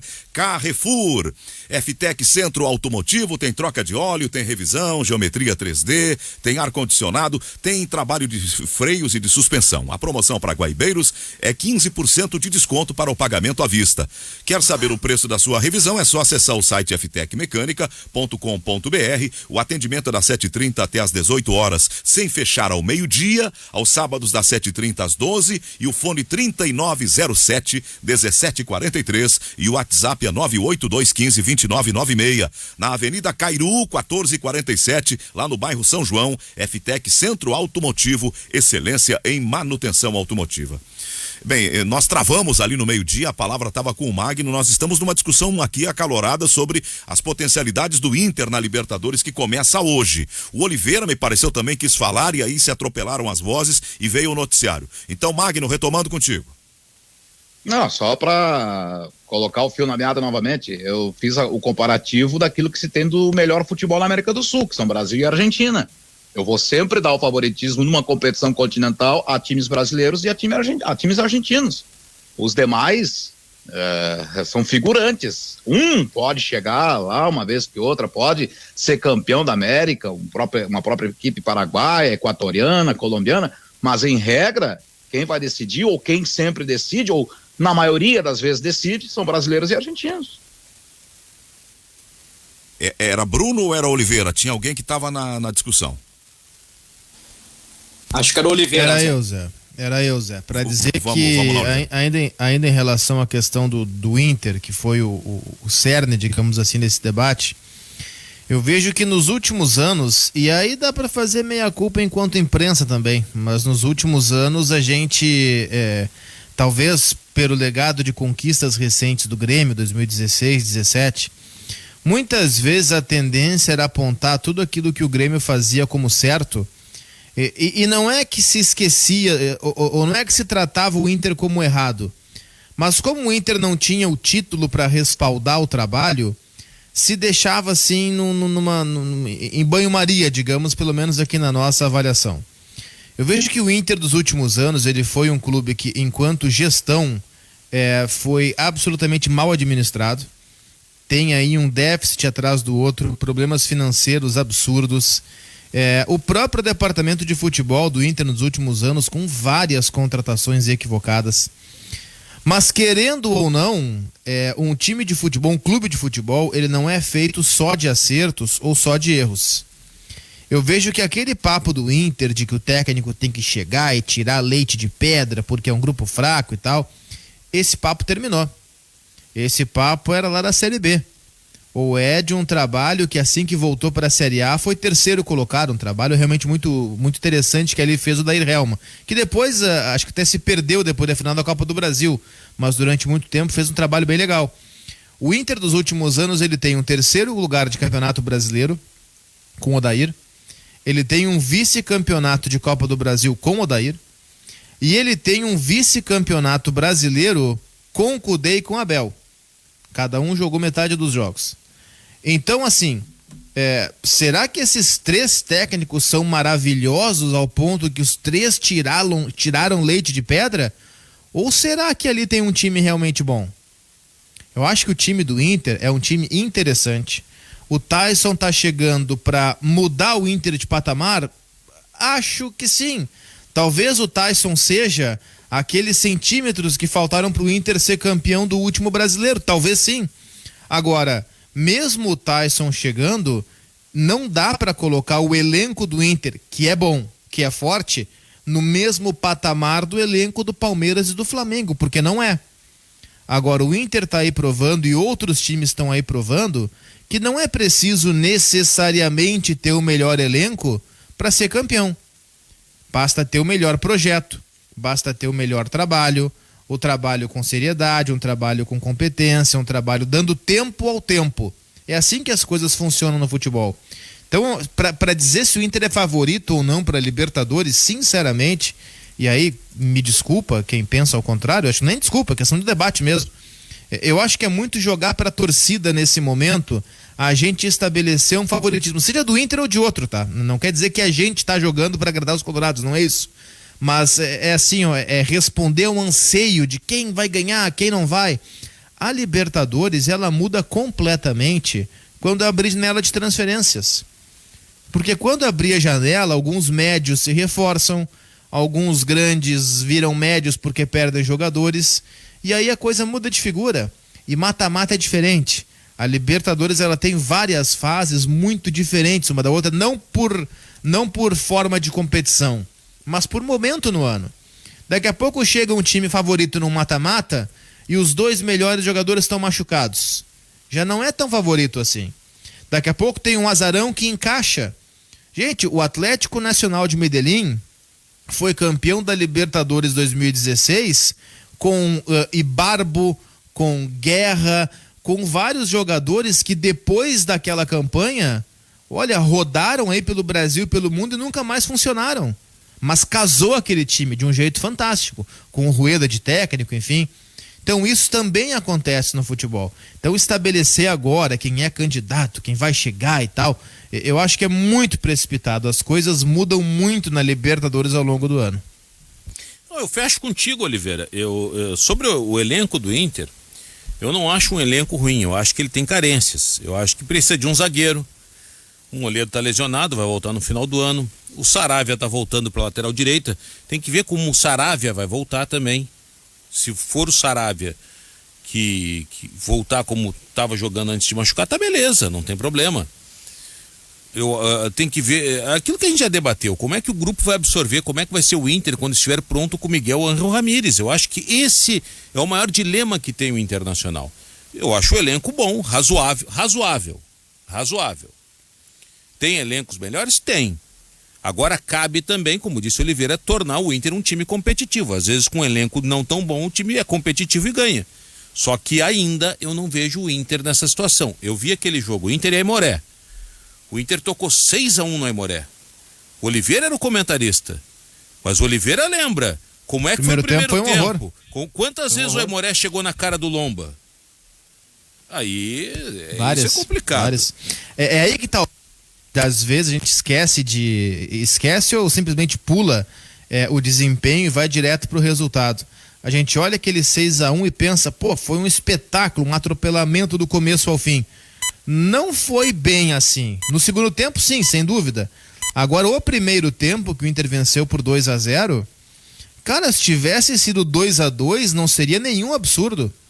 Então, o resultado, ele respalda um trabalho, mas às vezes ele também dá uma desviada. E aí eu volto a colocar o Grêmio no assunto. O Grêmio, vice-campeão da Copa do Brasil, você pensa, poxa, vice-campeão da Copa do Brasil, chegou, foi bem. Não foi bem, cara, a gente sabe que não foi bem.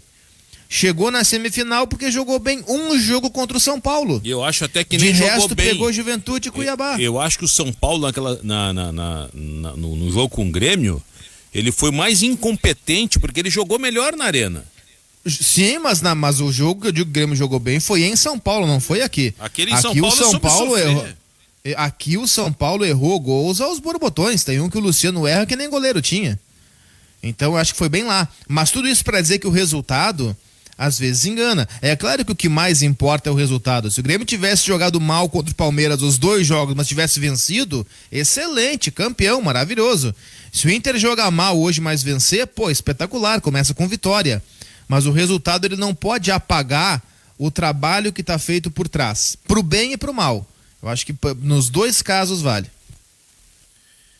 Bom, eu gostei do desenvolvimento que o debate avançou. Eu tinha uma ideia no começo, e não era só para fazer debate pelo debate, com uma convicção clara. Eu não dizia que o Inter era favorito, eu estava pretendendo dizer que o Inter está entre aqueles times que têm condições.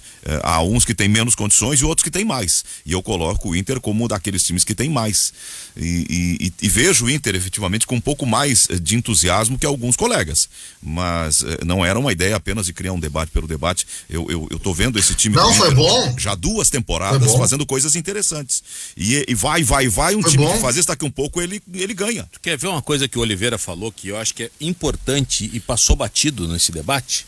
A temporada é longa. Não, a temporada é longa. A Libertadores é longa. Daqui a pouco pega, sei lá, o Thiago Galhardo, o Yuri Alberto, o Maurício, o Prachedes, um desses jovens, ou todos eles.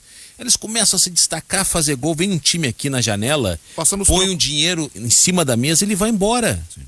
Porque o Inter já disse, o presidente Alessandro Barcelos já disse para esse que vos fala. Vai ter que fazer. Que não existe jogador inegociável no Inter. O Inter tem que vender 90 milhões de reais. Tem que fazer 90 milhões de reais em venda de jogadores. Se tu tem um elenco que está buscando, disputando, o que tu vai priorizar? Tu vai priorizar daqui a pouco o título, mas a situação financeira. Isso tem que ser levado em consideração. Porque daqui a pouco tu vai vender o teu goleador, ou o teu melhor zagueiro, ou o teu melhor meia. E tu não sei se vai ter criatividade para buscar uma peça de reposição. O torcedor fica brabo, fica indignado, mas a realidade é essa. A função aqui é dizer qual é a real. Pode até não acontecer, só que o Inter tá louco que aconteça, que venha uma proposta. E o Inter acredita que a melhor proposta vem sempre no meio do ano, na janela de meio do ano.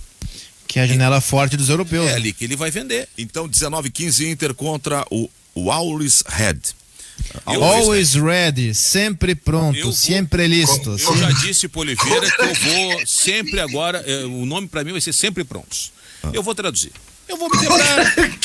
Sempre. Are you ready? O Inter joga contra o... Cara, já saiu o Always Red, que é o sempre vermelho.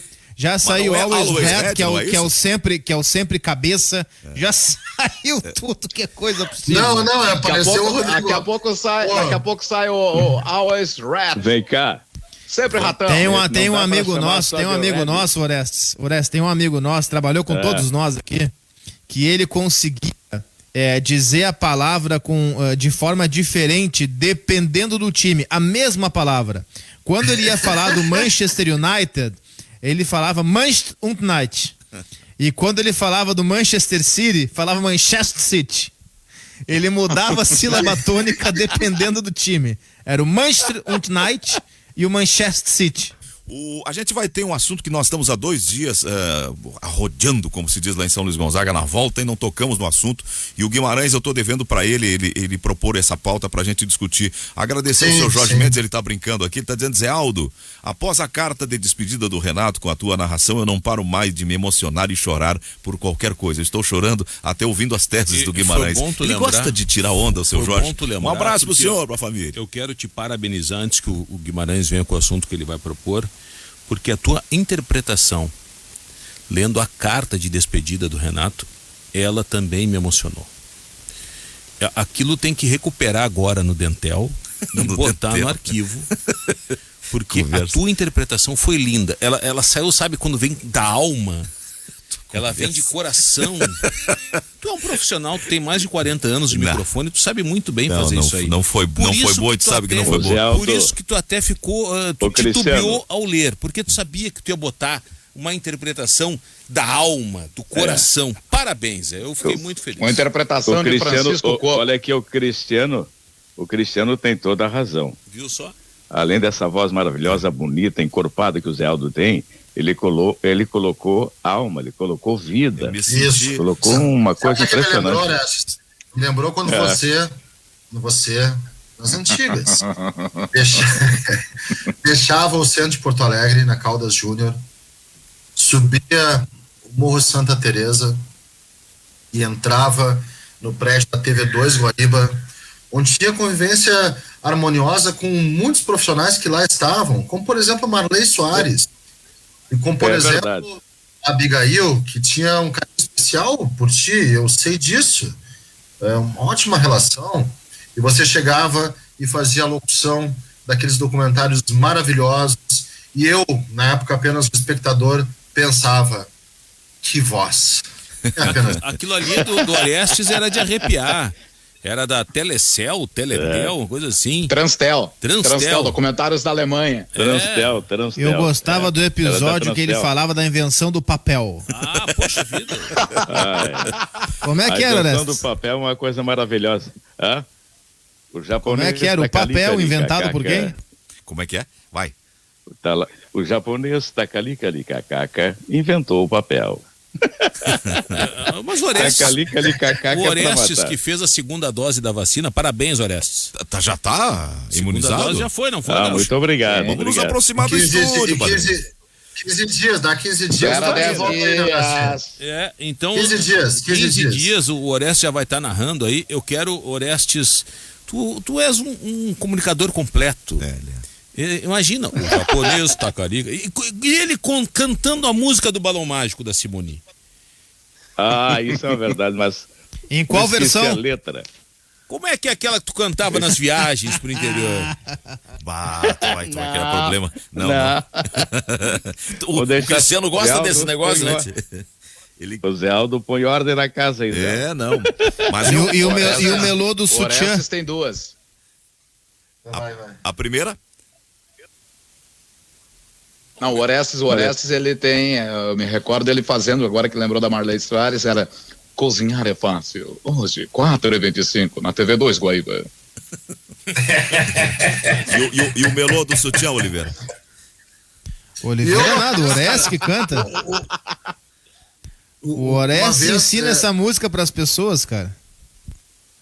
Não. Uma vez eu fui fazer uma brincadeira na TV. O pessoal lá grava lá, cozinhar é fácil. E daí eu fui fazer uma brincadeira e como é que era o nome dela? Abigail, né? Abigail Blattner. Eu acho que era. E eu disse assim, cozinhar é fácil. Só não disseram pra Abigail. Ela não cozinha nada. Fui fazer uma brincadeira e ela estava ouvindo. E daí ela disse assim, Orestes, tu pensa que tu vai lá na cozinha ver os docinhos que eu tô fazendo? Nunca mais. Ela é uma querida, né? Era uma grande. Eu gostava quando tu contava assim, sou Simone, do Balão Mágico. Isso vai dar problema. Não, vamos tocar. Eu vou te dizer, Orestes, os guris não conhecem, mas eu tava me sentindo ontem uma espécie assim de Marcos Baby Durães, lendo aquela carta do Renato Portaluppi. Eu parecia o Altieres Barbiero, o Barros era de Alencar. Era o Francisco Coco fazendo o solhado. Era o Francisco Coco lendo o solhado. Mas propõe um assunto aí, Guimarães. Nós temos 5 minutos pro meio-dia, tem um intervalo, nós vamos começar a discutir essa questão. 5 minutos pro meio-dia, 30. Não, 5 pro meio-dia. 5 minutos pro intervalo, são 12h25. Zambiase, vamos lá. O que eu gosto é assim, quando eu dou as minhas escorregadas, todo mundo me ajuda. Vai. Não me subestima, mas eu conheço o Marcos Baby Durães, tá? Peraí, história não é no meu tempo. História, calma. Eu quero, antes do Grêmio, eu acho que o Grêmio tem assunto a ser debatido, a questão do vice de futebol, tá? Mas eu acho muito importante a gente debater sobre a Superliga Europeia, porque vai respingar aqui. Vai respingar com força aqui. A não ser que o projeto não se desenvolva do jeito que ele pode se desenvolver. Primeiro ponto, tá? Não é a Copa União 87. A Copa União foi uma tentativa e o motivo inicial me parecia nobre e óbvio que depois foi desvirtuado com um monte de bobagem. Já organizaram mal o campeonato que retirou Guarani e América, respectivamente vice e quarto do Brasileirão 86. Para colocar, além do Clube dos 13, Santa Cruz, Goiás e Curitiba, tá? Então já começou meio ruim. Mas o motivo era a substituição de um brasileiro que tinha, em 86, 48 clubes, por um brasileiro mais funcional, com 16 clubes, começando pela elite, mas num campeonato que tinha acesso e rebaixamento. Ele tinha acesso e rebaixamento. Se desvirtuou completamente depois. Em 88 fizeram de novo uma manobra para incluir aí o América, que não tinha condição. O América não joga o módulo amarelo. Ele perde as partidas por VO em 87. Que é vencido pelo Sport, o Guarani é vice-campeão. Então foi uma bagunça o que fizeram, mas o motivo eu vejo diferente do motivo da Superliga. A Superliga Só parece, Carlos. Diga. Não houve rebaixamento da Copa União porque Santos e Corinthians foram os lanternas. Foi tudo feito para que Goiás e Santa Cruz fossem os últimos, não foram. E aí incluíram os 7 primeiros do módulo amarelo, mais o América, que foi o último. O 13 da Paraíba foi o 8º do módulo amarelo e não garantiu essa vaga para o Campeonato Brasileiro de 88, que também foi Copa União, por sinal. Bom, é a substituição de uma fórmula. O que a Superliga Europeia, para mim, consiste é a organização de um campeonato com 12 clubes, não são os 12 mais fortes da Europa, o Bayern de Munique não está. Hoje, se o Manchester City está nessa lista, o Paris Saint-Germain tinha que estar e não está. A inclusão do Milan, que não vive um bom momento há 10 anos, é uma inclusão muito mais por tradição, vencido por tradição, do que por qualquer outra coisa. Há um afastamento de outros clubes que são muito tradicionais, o Ajax, por exemplo, né? Enfim, são 2 pesos e medidas diferentes.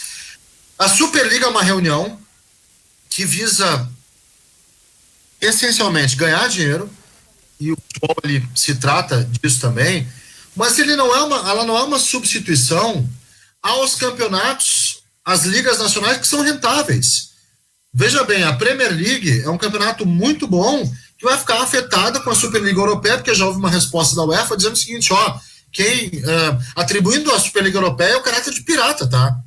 A gente fala da Liga Pirata Colombiana, mas a Superliga Europeia se torna, a partir da sua execução, uma liga pirata. Quem tiver nessa liga não joga a Copa do Mundo nem campeonatos reconhecidos por UEFA e FIFA, então é uma liga pirata. Essa falta de delicadeza na relação pode fazer com que, sim, com muita grana, a gente tenha efeitos que são muito nocivos ao futebol. A gente pode ter, por exemplo, uma concentração dos melhores jogadores do mundo em 12 clubes e só. Sim, com a grana que eles vão receber, eles vão ter os 12 melhores goleiros do mundo. Quem são? Os 12 dos times que estão na Superliga Europeia. A gente pode ter uma concentração muito grande, talvez com exceção de Bayern e Paris Saint-Germain, que vão continuar com esse potencial e não estão na liga, de jogadores que são os melhores do planeta só disputando essa liga e não disputando outros campeonatos. Sabe o que vai acontecer com isso? A ideia vai ser comprada, por exemplo, pela Conmebol, que hoje tem uma administração que copia muita coisa da Europa. Vai ser comprada. E aí pode ter a Superliga Sul-Americana. Pode ter.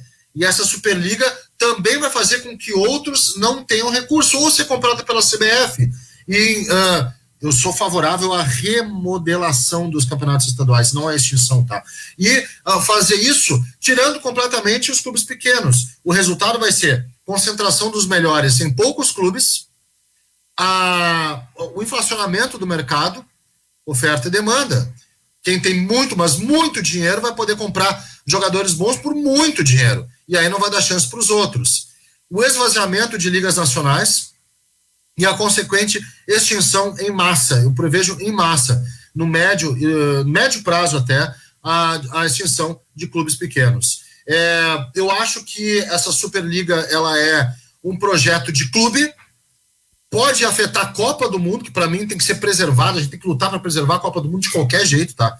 É a maior competição do planeta, a gente tem que preservar. Dessa tradição não abro mão, e vai ter uma concentração em torno da Superliga. Eu sei que o Cristiano Oliveira tem uma ideia um pouco divergente da minha, mas esse meu pensamento, ele faz com que eu pense que a Superliga ela pode trazer consequências irreversíveis ao mundo do futebol, como já trouxe a Lei Bosman, positiva em alguns pontos, negativa em outros. Eu estava ansioso por esse debate, porque é um assunto que eu gosto bastante, me agrada muito e que estava tempos para sair, agora saiu. Oliveira? Eu vou... E só me permite, desculpe a intromissão, é porque a Doca tá na linha, daí depois que a gente fizer a Doca, tu fica à vontade, tá? Me perdoa aí. Já tem um tempinho que ela tá conosco aqui e ela vai nos falar do XY8. Querida Doca, boa tarde. Oi, Chuchu. Hoje tu não me errou, né? Hoje tu treinou antes. Não, né? Os guris aquele dia me deixaram mal. O rapaz estava falando com a assessora de imprensa de não sei o que, chamada Luciana, e aí disse pro nosso querido operador, o Pepão, a Luciana tá na linha. E eu chamei a Luciana. Se explica é pior. Não explica que é melhor, deixa quieto. Vamos lá então. Conta pra nós. Chuchu. Vamos falar do XY8 para você, tá sempre pronto. Amanhã para muitos é feriado, que não acontece conosco, né, Chuchu? Mas, vamos lá, vamos aproveitar esse feriado falando de XY8 para você tá o cara. Firme, forte, rígido, viril, com energia, disposição, cheio de amor para dar. XY8, ele age na corrente sanguínea em até 40 minutos após o seu consumo e ele fica agindo por mais de 12 horas aí no organismo do homem. É para ti chegar chegando, é para ti tá o cara, meu amigo, vitaminado, assim, olha, cantando Roberto Carlos para ela. Esse cara sou eu. Então, bora XY8 e tem 2 versões, solúvel, comprimidos. Você encontra XY8 à venda nas farmácias São João, associadas ou pelo nosso site nutracêuticapraiamar.com.br. E bora amar, porque sem amor ninguém vive. Tá bom, Chuchu? Querida, muito obrigado, Adoca, um beijão pra ti, até a próxima, falando do XY8. O Cristiano Oliveira tá falando sobre a questão da pretensão da mudança do calendário europeu, a questão da formação de uma liga, de uma superliga. O Carlos já expôs a ideia inicial e ele tem um pensamento diferente. Ele estava começando a falar, eu o interrompi, então a bola volta contigo, Oliveira. A criação da Superliga, ela, antes de mais nada, ela é um contraponto. A gente se acostuma cansar das estruturas. Ô, Oliveira, só repete que Oi. tem um corte no teu cabo aí, por favor. Melhorou agora, não? Agora melhorou. Tá ótimo. Então vamos lá. Ela é um repensar nas estruturas de tudo aquilo que a gente foi criado e se acostumou a ver no futebol. Essa ideia ela não vai ser copiada pela Conmebol ou copiada pela CBF, porque ela é uma oposição à Conmebol, ela é uma oposição à CBF, ela é uma oposição a todo e qualquer tipo de federação nacional ou internacional. Estamos tendo uma dificuldade com o Oliveira, cortou de novo. Vamos ver se a gente consegue retomar. O ponto inicial dele é interessante. Esse movimento, ele é um movimento de confronto às confederações que nós temos hoje. E aí, Tchê? Pois tá dando uns cortes aí, Oliveira. Vamos ver agora, tô te ouvindo. Eu vou pegar esse cabo e botar fora, é melhor.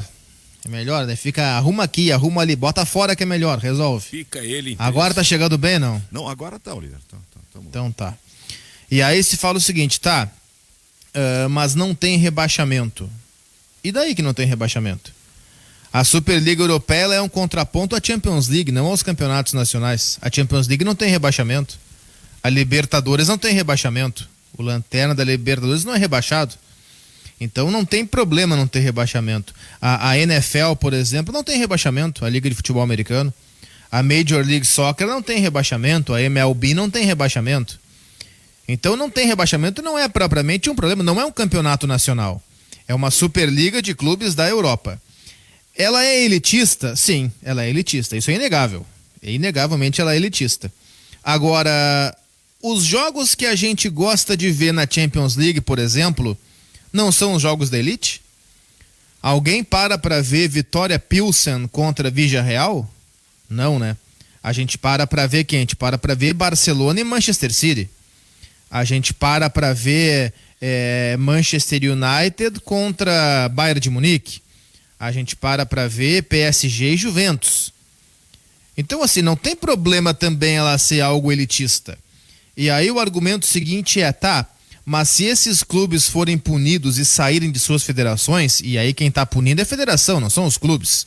O Barcelona não quer sair do campeonato espanhol, ele sai porque a federação diz que se ele jogar a Superliga ele vai sair.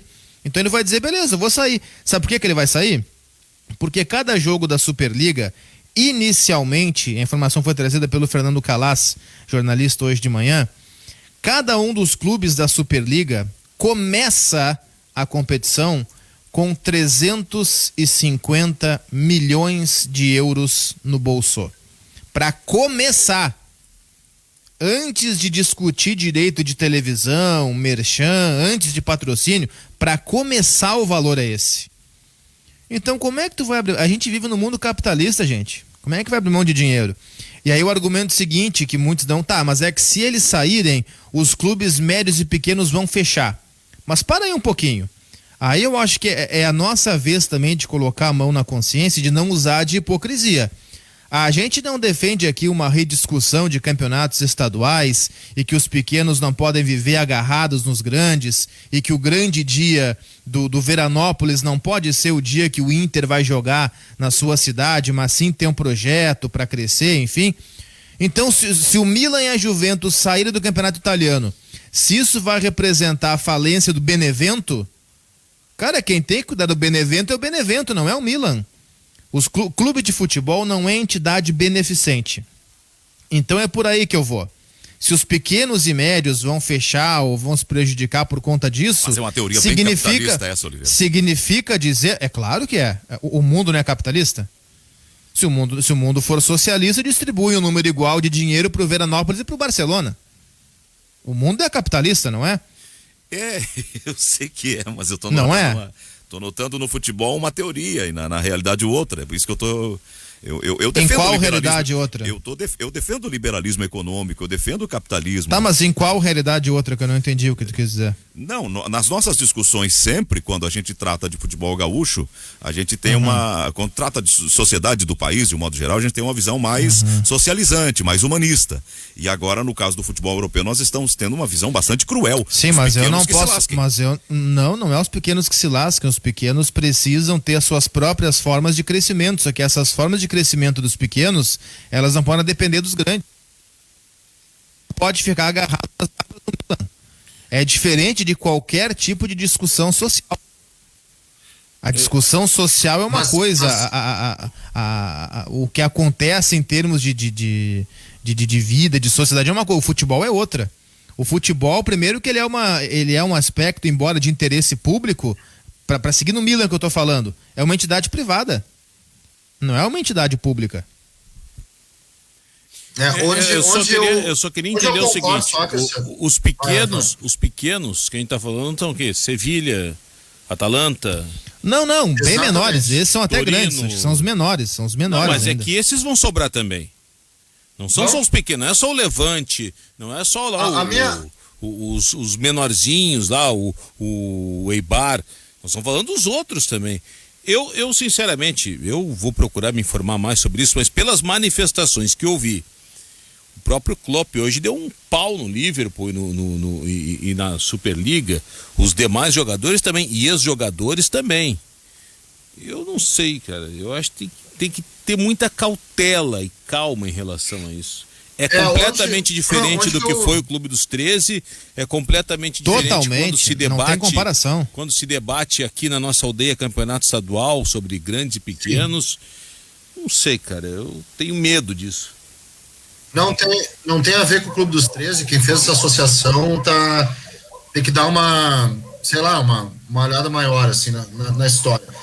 Onde que eu concordo com o Oliveira, tá? A inspiração clara é na transformação desses clubes em franquias como é a NBA e como é a NFL, as ligas americanas, né? Liga de hockey, MLB, que é a liga de beisebol, a própria MLS, que é a liga de futebol, né?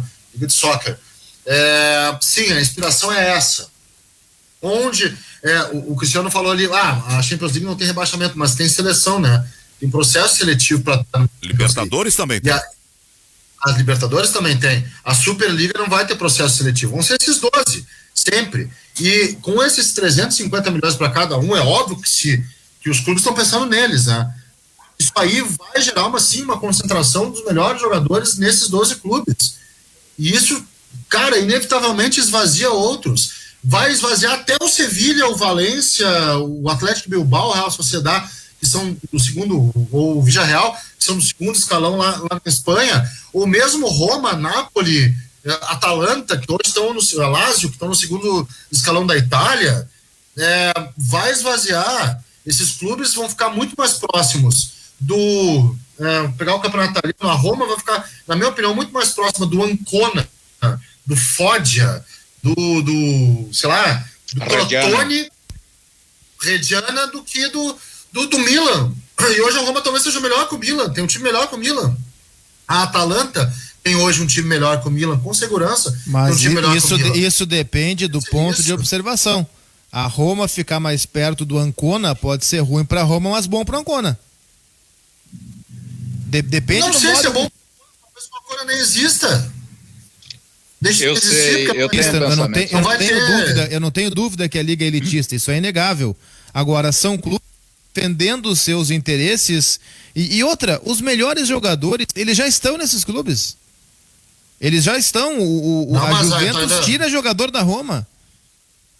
Não, mas Oliveira, ainda dá para um clube como pegar o Leicester, tá? Que foi campeão, né? Recentemente, o Tottenham não ganha nada há muito tempo. O Leicester foi campeão, recentemente não tá na Superliga, o Tottenham tá na Superliga. Tá, mas aí a discussão não vira a Superliga, a discussão vira os times envolvidos. Então quer dizer que se não fosse o Tottenham, no lugar do Tottenham fosse, sei lá, o Bayern, tava tudo certo. Isso me parece um clube fechado. Não tava. Mas o Leicester hoje tem condição de contratar alguns bons jogadores. Trata, sei lá, tem um cara como um Didi no meio de campo, que com a Superliga ele vai ser reserva de um time grande, entende? Desses componentes da Superliga. É muito delicado esse processo. E tem uma outra coisa também, mas aí é um pensamento pessoal, Oliveira. Mas só para trazer então, Guimarães. Guimarães, só para trazer antes do pensamento pessoal, só como tudo isso surgiu, tá? Tudo, embora não dê para comparar nem com Copa União, nem com o Clube dos 13, nem com nada, mas a origem do pensamento é o seguinte: o Real Madrid um dia sentou e pensou, cara, eu sou o Real Madrid. Com todo respeito, eu não sou obrigado a 2 vezes por ano perder tempo tocando 6-0 no Alavés. Eu não preciso disso. Se eu posso jogar toda semana contra o Milan, contra o Chelsea, contra o Bayern, contra o PSG, contra o Barcelona, por que é que eu vou jogar contra o Eibar, contra o Alavés, contra o Ponferradina, contra o Albacete, contra o Oviedo? É isso que ele pensou. E é por isso que eu falei há pouco daquela relação nossa aqui. Não é isso que a gente critica no Gauchão? Se o Grêmio pode jogar contra o Palmeiras, contra o Flamengo, contra o São Paulo, se o Inter pode jogar contra o Atlético Mineiro, contra o Vasco, contra o Corinthians, mais vezes por ano, por que a gente fica 2 meses jogando contra o Inter de Santa Maria, o 3 de Maio, o 3 Passos? Por quê? A discussão deles é essa. Por que eu vou pegar o meu time e vou jogar contra o Albacete, contra o Ponferradina, se eu posso jogar contra o Milan, ganhar muito mais dinheiro e ter uma visibilidade muito maior? Mas a questão, Oliveira, nesse ponto é a seguinte, tá? Eu concordo, eu critico isso bastante no Gauchão, mas eu quero que os clubes do interior eles tenham ambição nacional, entrando em campeonatos que possam selecioná-los para competições nacionais. Essa Superliga é o seguinte, ó, o Leicester é times assim, ó, de um escalão bom, tá? Leicester, Everton, West Ham, eu falei já de Lazio, enfim, Roma.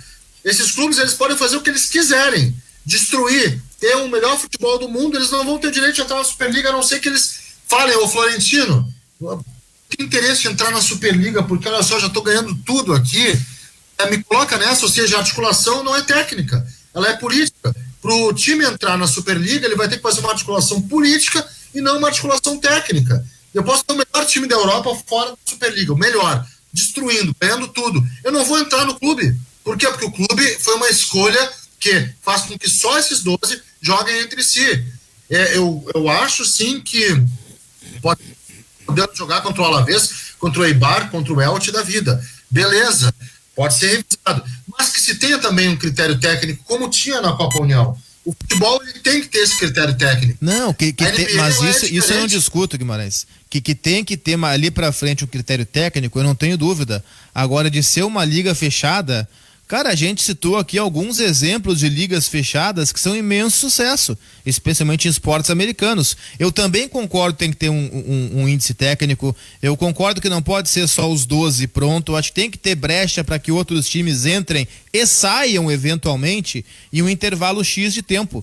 Agora, eu não posso e não consigo realmente criticar uma iniciativa que visa colocar os principais clubes do mundo em uma competição e entregar pra gente grandes jogos toda semana.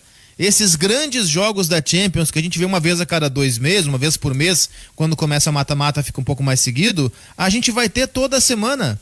Eu não posso criticar isso, cara. É difícil compreender, mas o futebol está estruturado em divisões, subdivisões e tem um sistema de acesso e de retirada, de descenso. Se tu quebrar isso e fizer clubes fechados... O Oliveira... Pois não, Horácio. O Oliveira Oliveira que está mais por dentro do assunto, não seria um campeonato, um torneio entre os 12 meramente financeiro isso ou não? É inicialmente financeiro e principalmente financeiro, sem dúvida. Agora, é errado fazer isso? A gente vai ver. Tu vai parar, Zé, para ver Bayern de Munique, para pegar times que não estão na Superliga, tá? Para não demonizá-los. Tu vai ligar a televisão, Zé, para ver Bayern de Munique e PSG, ou tu vai ligar a televisão para ver Wolfsburg contra Lorient? Não, a gente olha sempre os melhores jogos, mas isso não exclui. Aqueles que têm mais dinheiro. Não, a gente não exclui o direito. O Zé estava no raciocínio. O Zé estava no raciocínio bom. Quero falar depois também. Não, eu preciso fazer um intervalo porque estão me atropelando aqui, nós estamos bem atrasados, a gente volta nisso. São 12h47, ganhando o jogo pela Guaíba. A Prefeitura de Canoas está trabalhando há 100 dias sem parar para cuidar das pessoas. Sabe como? Criando o Auxílio Emergencial Canoense para ajudar neste momento tão difícil, implementando a segunda passagem gratuita nos ônibus, investindo na abertura do CRAS Niterói, na regularização fundiária e na retomada do diálogo com a comunidade pelo Prefeitura Presente. E é só o começo. Juntos, faremos Canoas retornar para o caminho do desenvolvimento. Prefeitura de Canoas. A Dália oferece um jeito ainda mais prático de levar o sabor da fazenda para a sua mesa. A tampa rosca proporciona a praticidade ideal para a rotina do seu dia a dia, mantendo a intensidade e o sabor por ainda mais tempo. Leite Dália, o sabor da fazenda, agora na versão tampa rosca. A qualidade que você procura com a tampinha que você ama. Sofia é uma mulher bem-sucedida. Eu sou presidente do Grupo Alencar. Antônio, um taxista que vive pelas ruas do Rio de Janeiro. Eu sempre me dei bem com todo mundo, sou um cara querido na comunidade. Eles lutam contra um sentimento. Você tá interessada naquele favelado ou é impressão minha, topíssima? Tá louca, Angélica, que isso? Mas vão perceber que as diferenças fortalecem o amor. De segunda a sexta, 15:10 da noite. Topíssima, na Record TV.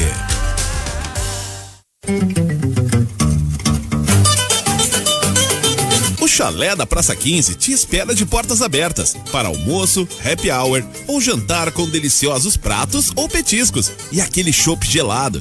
Mas se preferir, vamos até você através do iFood. Chalé da Praça 15, mais de 130 anos no Centro Histórico de Porto Alegre.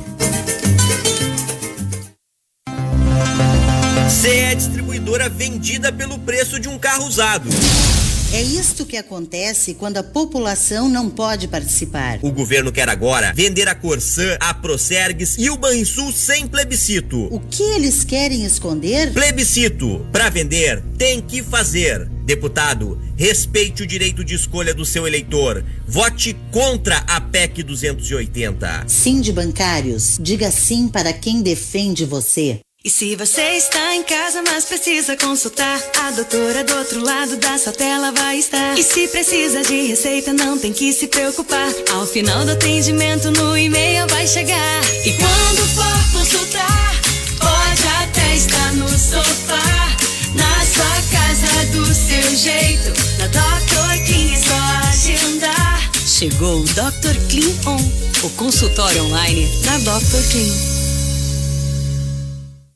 Fiat Mobi. Tá tudo dominado. Compre sem sair de casa em mob.fiat.com.br e garanta já o seu.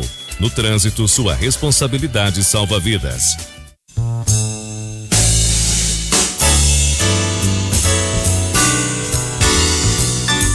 Você está ouvindo na Guaíba, ganhando o jogo. 12h50, a hora certa é Carrefour, o debate do Ganhando o Jogo pela Guaíba. Nós estamos falando sobre a mudança dos calendários e formação de uma Superliga na Europa. Os ouvintes estão cobrando que a gente fale alguma coisa de Grêmio. Nós temos algumas informações de Grêmio, vamos tentar encaixar isso nesses 10 minutos. Quem estava com a palavra era o Guimarães, né? Não, cara, o Guimarães e eu, a gente já expôs os nossos pontos divergentes. Eu queria ver com vocês também. Acho que não era eu. Eu tinha entendido que, como eu falei alguma coisa, ele disse assim: eu gostei do raciocínio do Zé Aldo. Então logo é você que tem a palavra. Não tá bem. O que eu tô dizendo é o seguinte: esse modelo deles é um modelo mais do que elitista, é um modelo egoísta, que pensa só no seu próprio umbigo, que faz um clube fechado como se fossem ricos acima dos demais, por ter muito patrimônio, por ter muita condição econômica, se sentem superiores, e os outros que se lasquem. Então eles estão querendo fazer um clube fechado. Isso quebra toda a lógica da estruturação do futebol mundial. É uma ideia que não pensa no restante, só pensa em si. Tremendamente egoísta, individualista, que contraria todos os meus valores. Eu não posso concordar com esse modelo que está sendo proposto na Europa. E acho que é o começo da debacle do futebol, porque vai haver um processo de retaliação, vai haver um processo de desgaste do futebol, porque as pessoas vão passar a ver o futebol não como uma coisa de diversão, de lazer, mas como uma coisa em que as pessoas só estão buscando o lucro. É a opinião que eu tenho. Eu não fui ler, eu não fui acompanhar, eu estou trabalhando em cima da superfície do que eu estou vendo. O monstro foi criado por Leonard Johansson, sueco que presidiu a UEFA por mais de 15 anos. E teve seu sucessor Michel Platini. O inchaço da Liga dos Campeões da Europa dos últimos 22 anos, com todo mundo ao estilo, e que depois foi copiado aqui pela Conmebol, todo mundo participando da Liga dos Campeões. Eu me recordo 96, os semifinalistas da Copa da Europa, então Copa da Europa, Juventus, Ajax, Panathinaikos e Nantes. Francês, italiano, holandês e um grego. Isso nunca mais ocorreu e nunca mais vai acontecer por conta desse inchaço em que se pegam os milionários que pressionavam a UEFA por conta justamente deste lastro financeiro e acabavam fora de uma Liga dos Campeões, de uma Champions League, ou Copa dos Campeões da Europa naquele período, que só entrava o campeão e o vice de cada país, e depois se abriu o leque para 4 equipes de cada país com melhor ranking. Aquele formato que começou a gestacionar isso aí, a gestar esta situação que está combinando com essa criação de liga, porque eles já não se contentam mais com a própria UEFA, eles querem ainda mais dinheiro. E quem criou tudo isso, repito, foi a UEFA. Exato. As federações, os monstrinhos, na verdade, são as federações. A criação dessa liga para deixar muito claro que é absolutamente possível fazer futebol sem federação. Não é a federação que manda no clube. Os clubes, qualquer clube de futebol do mundo, é muito mais importante do que a sua federação. É isso, e isso tem que ficar muito claro. Bom, mas já tem essa ideia, já existe com a Premier League, né? A Premier League é uma liga dos Bundesliga, clubes. O que existia antes, e a Premier League ela é fundamental para a gente entender o futebol atual. É o que melhor entendeu, entre outras coisas, a Lei Bosman, que hoje é um campeonato de estrangeiros. E se a gente for na era pré-Premier League, pré-92, o futebol inglês, especialmente depois do que aconteceu na final da Champions League 85 entre Liverpool e Juventus, né, a tragédia de Hazel, os hooligans, a baixa do futebol inglês, a falta de produção de ídolos. O futebol inglês tem uma entre-safra gigantesca, né? Entre, sei lá, Lineker e Beckham, tem a Inglaterra, né, fica, assim como o Daniel Alves ficou na última, a Inglaterra fica fora da Copa 94, por exemplo, e é um período muito difícil. E o início da Premier League, ele é um início a partir dos clubes, mas com a fundamental ideia de que as divisões, elas são processo seletivo para se entrar na Premier League. É uma substituição de um campeonato que não existia mais com relevância, perdia para o campeonato português, perdia para o campeonato holandês. O PSV é um time muito melhor do que qualquer time inglês no final dos anos 80.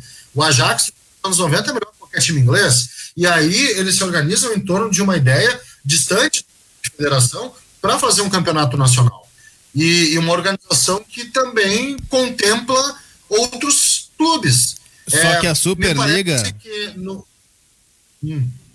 Só que a Superliga, Guimarães, só para entrar e para não transcorrer para esse momento, a Superliga não é um nacionais. A Superliga ela não está combatendo a Premier League. A Superliga é um contraponto à Champions League. Se os clubes que estão na Superliga vão ser banidos dos campeonatos nacionais, Quem está sendo o malvado da história é a federação, não são os clubes. Quem está ameaçando banir de campeonatos nacionais são as federações, não são os clubes. A Superliga, ela não vai substituir o campeonato alemão, ela não vai substituir o campeonato, ela vai substituir a Champions League por estes clubes. É essa a questão. Não vai sair o campeonato espanhol para entrar a Superliga. Ela é um contraponto à Champions League. Se fosse na América do Sul, ela seria um contraponto à Libertadores e não ao Campeonato Brasileiro.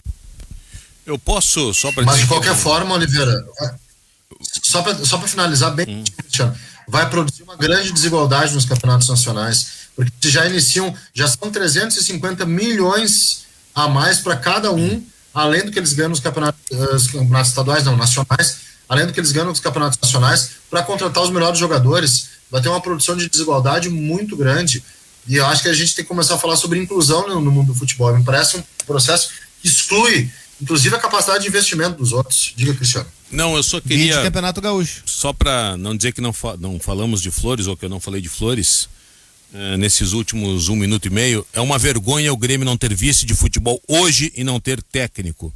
É uma vergonha. Só para dizer isso, é uma vergonha. Ninguém quer pegar como vice de futebol com medo de repercussão na internet. Ninguém. Isto é vergonhoso. Tá ruim, há tempos atrás, a ameaça tá grande, as pessoas brigavam para ser vice de futebol. Os competentes e os incompetentes. Hoje nem os incompetentes querem assumir como vice de futebol. É uma vergonha. O Grêmio vai fechar quinta-feira, 1 semana sem técnico. Bom, sem vice de futebol já está há muito mais tempo, desde a decisão da Copa do Brasil. É vergonhoso. Presidente Romildo, o senhor tem que tomar uma atitude aí, presidente. Tem um processo que execra pessoas, que invade as casas, que viola a privacidade, a intimidade. As pessoas não estão querendo isso, de graça ainda. Tá difícil, o Grêmio tá com dificuldade. O Grêmio não tem nem remunerado. Eu acabei de perguntar pro Pfeiffer, mudou alguma coisa no cenário? Por enquanto não consegui nada, respondeu ele. Não tem mudança ainda. O Grêmio não tem o vice-presidente de futebol até o momento, pelo menos ainda não conseguiu confirmar o Pfeiffer. E o nome continua sendo tentado, estão tentando demovê-lo da ideia de não assumir, o Marcos Herrmann, que tem lá suas razões para não assumir nesse momento. E está se esquivando do convite.